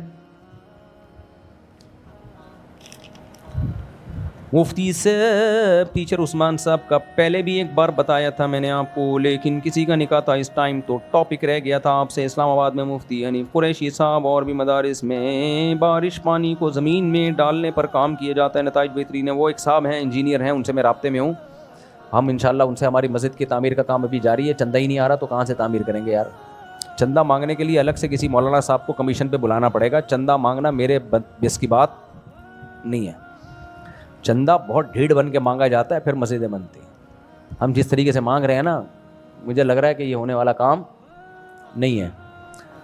تو وہ جو کمپنی کو ہم نے ٹھیکہ دیا ہوا ہے ان کو ہم نے بولا ہتھوڑے لا کے توڑو تو صحیح, کچھ اینٹ ٹوٹے گی شاید کچھ لوگوں کو غیرت آئے. بھائی بعض وقت کام دیکھ کے بھی لوگ دیتے ہیں نا, لوگ سمجھتے ہیں ایسا نہیں ہے پیسہ ویسا جمع کر کے مفتی صاحب چھٹی شادی کر کے بھاگ جائیں یہاں سے, تو شاید یہ خطرہ ہوگا.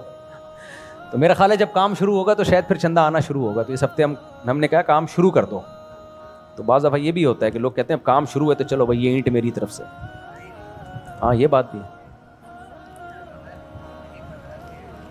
ہاں آپ کام شروع کرتے ہیں. جی آپ صحیح کہہ رہے ہو. ہاں انشاءاللہ اللہ آپ کی زبان کو مبارک کرے. ٹھیک ہے انشاءاللہ. تو یہ ہوگا انشاءاللہ. تو اس میں پھر ہم یہ کنویں کا پانی جو ہے نا, یہ جو پانی کا ایک بہت بڑے انجینئر سے ہمارا رابطہ ہوا ہے. جماعت اسلامی والے جو طریقہ کر رہے ہیں اس سے بھی زیادہ ایڈوانس ٹیکنالوجی ہے.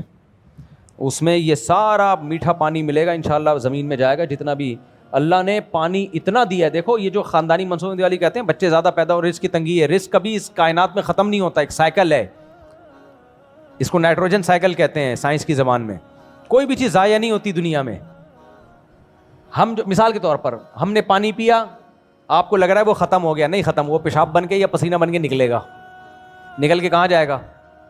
زمین میں جائے گا. پھر زمین اس کو فلٹر کرے گی, اس میں گندگی جراثیم کو ختم کر کے پیور پانی کو الگ کرے گی, کنوؤں کی شکل میں محفوظ کر دے گی, یا وہ دریاؤں میں ہوتے ہوتے سمندر میں جا کے بھاپ, تو پورا چکر ضائع. یہاں کسی چیز کو فنا کرنا ممکن ہی نہیں ہے. آپ کہہ سکتے ہو ہمارا بکرا مر گیا, ضائع ہو گیا, نہیں بھائی, وہ زمین میں کھاد بن گیا ہے, صحیح ہے نا. اب وہ زمین کی جب آپ پھینک دیتے ہیں نا زمین میں, وہ اتنی زبردست کھاد بنتا ہے. قبرستان کی زمین سب سے زیادہ زرخیز ہوتی ہے, کیونکہ سب لوگ رشوت کھا کے وہاں دفن ہوئے ہوئے ہوتے ہیں. تو جتنا رشوت کا مال انہوں نے کھایا وہ کھاد بن کے خربوزوں میں نکلتا ہے. جتنا کھا کے جاؤ گے اتنی زمین زرخیز ہوگی. تو پہلے وہ کیڑے کھاتے ہیں, پھر کیڑوں کو زمین کھاتی ہے, تو وہ زمین کی طاقت ہی انہی چیزوں سے ہے. تو اللہ نے زمین کو سائیکل کا نظام بنایا, گراریاں ہیں, یہ گھما گھما کے چیزوں کو واپس لے آتی ہے. تو اس لیے اصل طریقہ یہ ہے کہ جو ویسٹیج ہے اس کو استعمال کیسے کیا جائے. چائنا میں تو سوال ہی پیدا نہیں ہوتا کوئی ایک پلاسٹک کی بوتل ایسے ضائع ہو جائے, ہر بوتل ریسائیکل ہوتی ہے. تو اس لیے یہ جو پانی وضو میں اتنا زیادہ ضائع ہوتا ہے, یہ ضائع ہو کے گٹر میں کیوں جا رہا ہے, یہ زمین میں جائے, فلٹر ہو جائے گا, ایک بہترین پانی نکلے گا. یہ لوگ کہتے ہیں, ایک صاحب نے کہا کہ بلغم والا پانی میں نہیں پیوں گا. تم پیشاب والا پانی پی رہے ہو, جو لوگ پیشاب کر رہے ہیں نا. جب وہ پانی زمین میں گیا تو بلغم والا رہتا نہیں ہے, فلٹر ہوتا ہے. اور زمین ایسا خاندانی فلٹر کرتی ہے, اب تک کسی سائنسدان نے ایسی کوئی مشین ایجاد نہیں کی ہے. اللہ نے تبھی تو سورہ ملک میں کہا ہے کہ قل ارأیتم ان اصبح ماؤکم غورا, میں زمین میں پانی محفوظ کرتا ہوں. تو محفوظ کا کیا مطلب؟ جراثیم سے بھی محفوظ, بیماریوں سے بھی محفوظ. تو زمین کو اللہ نے ایسا بنایا. پھر نیچے جانے سے بھی محفوظ. پانی کا کام ہے نیچے جانا, لیکن ایک جگہ جا کے رک جائے گا, بس اس سے زیادہ نیچے مت جانا. اس سے زیادہ چلا گیا تو میرے بندے نکالیں گے کیسے؟ تو ایک ایک چیز میں اللہ کی قدرت ہے, اللہ کا وجود ہے میرے بھائی. تو یہ کریں گے ہم انشاءاللہ. کوئی بس یہاں سے آخری سوال لے لیتے ہیں, پھر چھٹی. جی بس ایک آخری سوال بھائی سے لے لیتے ہیں, میں بہت تھک گیا ہوں یار. ارشاد. مفتی صاحب, ایک بندے نے سوال کیا جی کہ اسلام اگر عدل اور انصاف کا مذہب ہوتا تو انسانوں کی جو غلامی ہے اسی کو مزید بقا نہ دیتا, حالانکہ اسلام میں کئی صدیوں تک یہ چلی رہی. تو مفتی صاحب آپ اس کے بارے میں کیا کہیں گے؟ یہ کہہ رہے ہیں کہ اسلام اگر مساوات اور برابری کا مذہب ہوتا تو غلامی جو پہلے سے چلتی آ رہی تھی اس کو باقی نہ رکھتا. یہ سوال ہے بھائی کا. دیکھو غلام کہتے کس کو ہیں؟ اسلام میں جو غلامی کا تصور ہے کیا ہے؟ جنگ میں جب آپ نے دشمن کے قیدی پکڑ لیے, اب آپ کے پاس 3 آپشن ہیں. ایک آپشن یہ ان کو چھوڑ دیا جائے, اس سے کیا ہوگا, وہ دوبارہ لڑیں گے آپ سے آ کے. دوسرا آپشن یہ ہے کہ ان کو قتل کر دیا جائے. یہ بھی جائز ہے, ساری دنیا میں اس کو جائز سمجھا جاتا ہے. لیکن اسلام نے تیسرا آپشن جو چلا آ رہا تھا, اسلام نے اس کو جائز رکھا. بھائی قتل کرنے سے بہتر ان کو غلام بنا لو, اور جو غلام بنائے یہ اس کی خدمت کرے گا, لیکن اس کا کی تمام تر ذمہ داری, اس کا نان نفقہ, حتیٰ کہ وراثت میں بھی اس کا حصہ. اگر اس کی اولاد نہیں ہے, کوئی وارث نہیں ہے, تو پھر اس کو وراثت میں بھی ملے گا. یہ ساری ذمہ داریاں کس پہ ڈال دیں؟ مولا پہ. یہ اسلام کا جب تک نظام تھا, غلاموں کے ساتھ اچھا سلوک تھا, کیونکہ جیسے انسان چاہتے ہیں میری اولاد پڑھ لکھ کے بڑی ہو. دیکھو بیٹا جتنا بھی باپ سے زیادہ اونچا ہو جائے تو عزت کس کو ملتی ہے؟ باپ کو. تبھی باپ کو کبھی حسد نہیں ہوتا اس سے کہ میرا بیٹا مجھ سے بھی زیادہ پڑھ لیا. لوگ کہیں گے باپ تو یہی ہے نا. تو ایسے ہی غلام کا مقام, جو مولا ہے نا غلام کا, اس کا مقام ہوتا تھا اونچا. اب کوئی غلام جتنا بھی آگے نکلے گا نا پڑھ لکھ کے, عزت کس کی ہوتی تھی؟ مولا کی. یہی وجہ ہے کہ وہ جنگوں میں جو قیدی پکڑ کے لائے گئے, غلام بنے, ان کو کھلایا گیا, پلایا گیا, اور ان کو اتنا پڑھایا گیا کہ ان غلاموں میں بڑے بڑے محدثین, بڑے بڑے فقہا ملتے ہیں ہمیں. آج جو بخاری کے راوی ہیں نا, ان میں بہت سارے غلام تھے, جن میں نافع بن عبداللہ بن عمر بخاری کے راویوں میں سے, اسلاف میں ان کا, بہت بڑے اسلاف میں ان کا شمار ہوتا. حالانکہ عبداللہ بن عمر کے آزاد کردہ غلام تھے. تو اتنا ان کو پروٹوکول دیا گیا. اگر وہ باندی ہے, عورت ہے, تو پھر اس سے سیکشول ریلیشن مولا کے علاوہ کوئی اور نہیں قائم کر سکتا, جبکہ غیر مسلموں میں ایسا نہیں تھا. اس کا نان نفقہ اس کے مولا کے ذمے. اولاد ہوئی تو وہ حلال کہلائے گی اور ثابت النسب کہلائے گی وہ. اس کا وراثت میں حصہ ہوگا. اور جس باندی سے اولاد ہو گئی اب وہ باندی فروخت نہیں ہو سکتی, مولا کے مرنے کے بعد وہ ہر قیمت پہ آزاد ہوگی وہ باندی. یہ اس کو پروٹوکول دیا گیا. تو اس لیے جن انگریزوں نے اسلام میں غلامی کا تصور پڑھا ہے نا, انہوں نے خود لکھا ہے, اور ان انگریزوں کی تحریر میں نے پڑھی ہے. انہوں نے لکھا کہ اسلام میں غلامی کا جو کانسیپٹ ہے وہ نہیں ہے جو یورپ اور امریکہ نے متعارف کروایا ہے, وہ اور ہے. اسلام میں اور تصور تھا. اور پھر ان غلاموں کو آزاد کرنے کے بہانے کتنے رکھ دیے اسلام نے. قسم کھا کے آپ نے توڑ دی ہے تو 3 روزے نہیں ہیں. ہم 3 روزے اس لیے رکھتے ہیں کہ غلام نہیں ہیں. قسم کا کفارہ سب سے پہلے غلام آزاد کرو. غلطی سے ایکسیڈنٹ سے بندہ مر گیا, غلام آزاد کرو.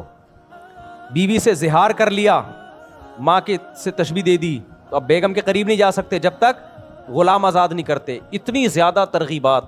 آپ کہہ سکتے ہو شروع میں تو آزادی پہ پابندی لگا دی, جب گرفتار کیا تھا اسی وقت آزاد کرتے. بھائی اس وقت آزاد کرنے میں اور غلامی میں آنے کے بعد آزاد کرنے میں زمین آسمان کا فرق ہے.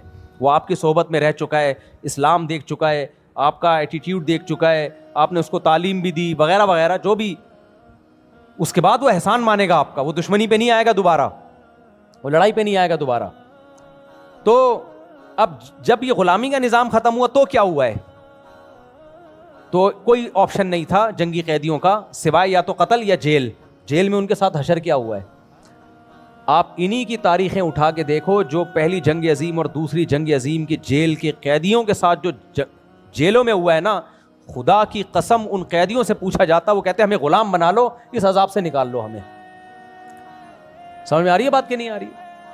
تو اسلام نے جو تصور تھا نا وہ یہ ہے. اور دوسری بات, ایک چیز بہت سے لوگ جانتے نہیں ہیں, جب میں نے غلامی کے مسئلے پہ تحقیق کی, میں نے بہت تحقیق کی اس مسئلے پر, ایک فتویٰ لکھا تھا, اس میں یہ بات سامنے آئی کہ اسلام میں غلام بنانا انہی قوموں کے ساتھ جائز تھا کہ جو خود بھی غلام بناتی تھی.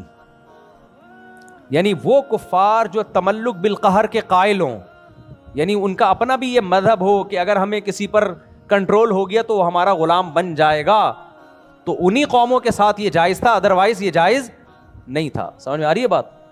تبھی جب بین الاقوامی معاہدہ ہو گیا کہ کوئی کسی کو غلام نہیں بنائے گا, تو سب مسلمان ملکوں نے اس کو ایکسیپٹ کیا ہے, اور کسی عالم مفتی نے اس کی مخالفت نہیں کی کہ بھائی اگر سب اس پہ کمپرومائز کرتے ہیں تو بہت اچھی بات ہے. لیکن میں جو بتا رہا ہوں کہ اسلام نے باقی کیوں رکھا, کیونکہ یہ آپشن سب سے بہتر آپشن تھا. یہ نہ ہوتا تو قتل ہوتے پھر وہ, یہ چھوڑتا کوئی بھی نہیں ان کو, چھوڑتا کون ان کو بھائی. تو یہ ہے. اور پھر غلام آزاد کرنے کے فضائل کتنے سنائے اسلام نے.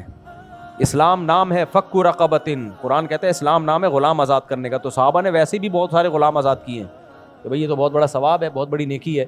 لیکن یہ جو غلاموں کا کانسیپٹ نہ ہوتا تو یہ جیلوں کا ہوتا, اور جیلوں کے میں جا کے 4 دن نا آپ اپنے گھر کے ایئر کنڈیشن روم میں سب کچھ ہو, سہولتیں ہوں, اور 4 دن کے لیے کنڈی لگا کے اندر اپنے گھر میں اپنی بیگم کے ساتھ بیٹھ جاؤ, ڈپریشن سے مر جاؤ گے آپ. نہیں آئی سمجھ میں؟ آپ خود بولے کہ مجھے کسی غلام بنا کے باہر نکال دے بھائی, جبکہ جیلوں میں اتنی لگژری لائف ہوتی نہیں ہے جو جیلوں کے حالات ہیں. اسلام میں جیل نہیں ہے. کبھی سنا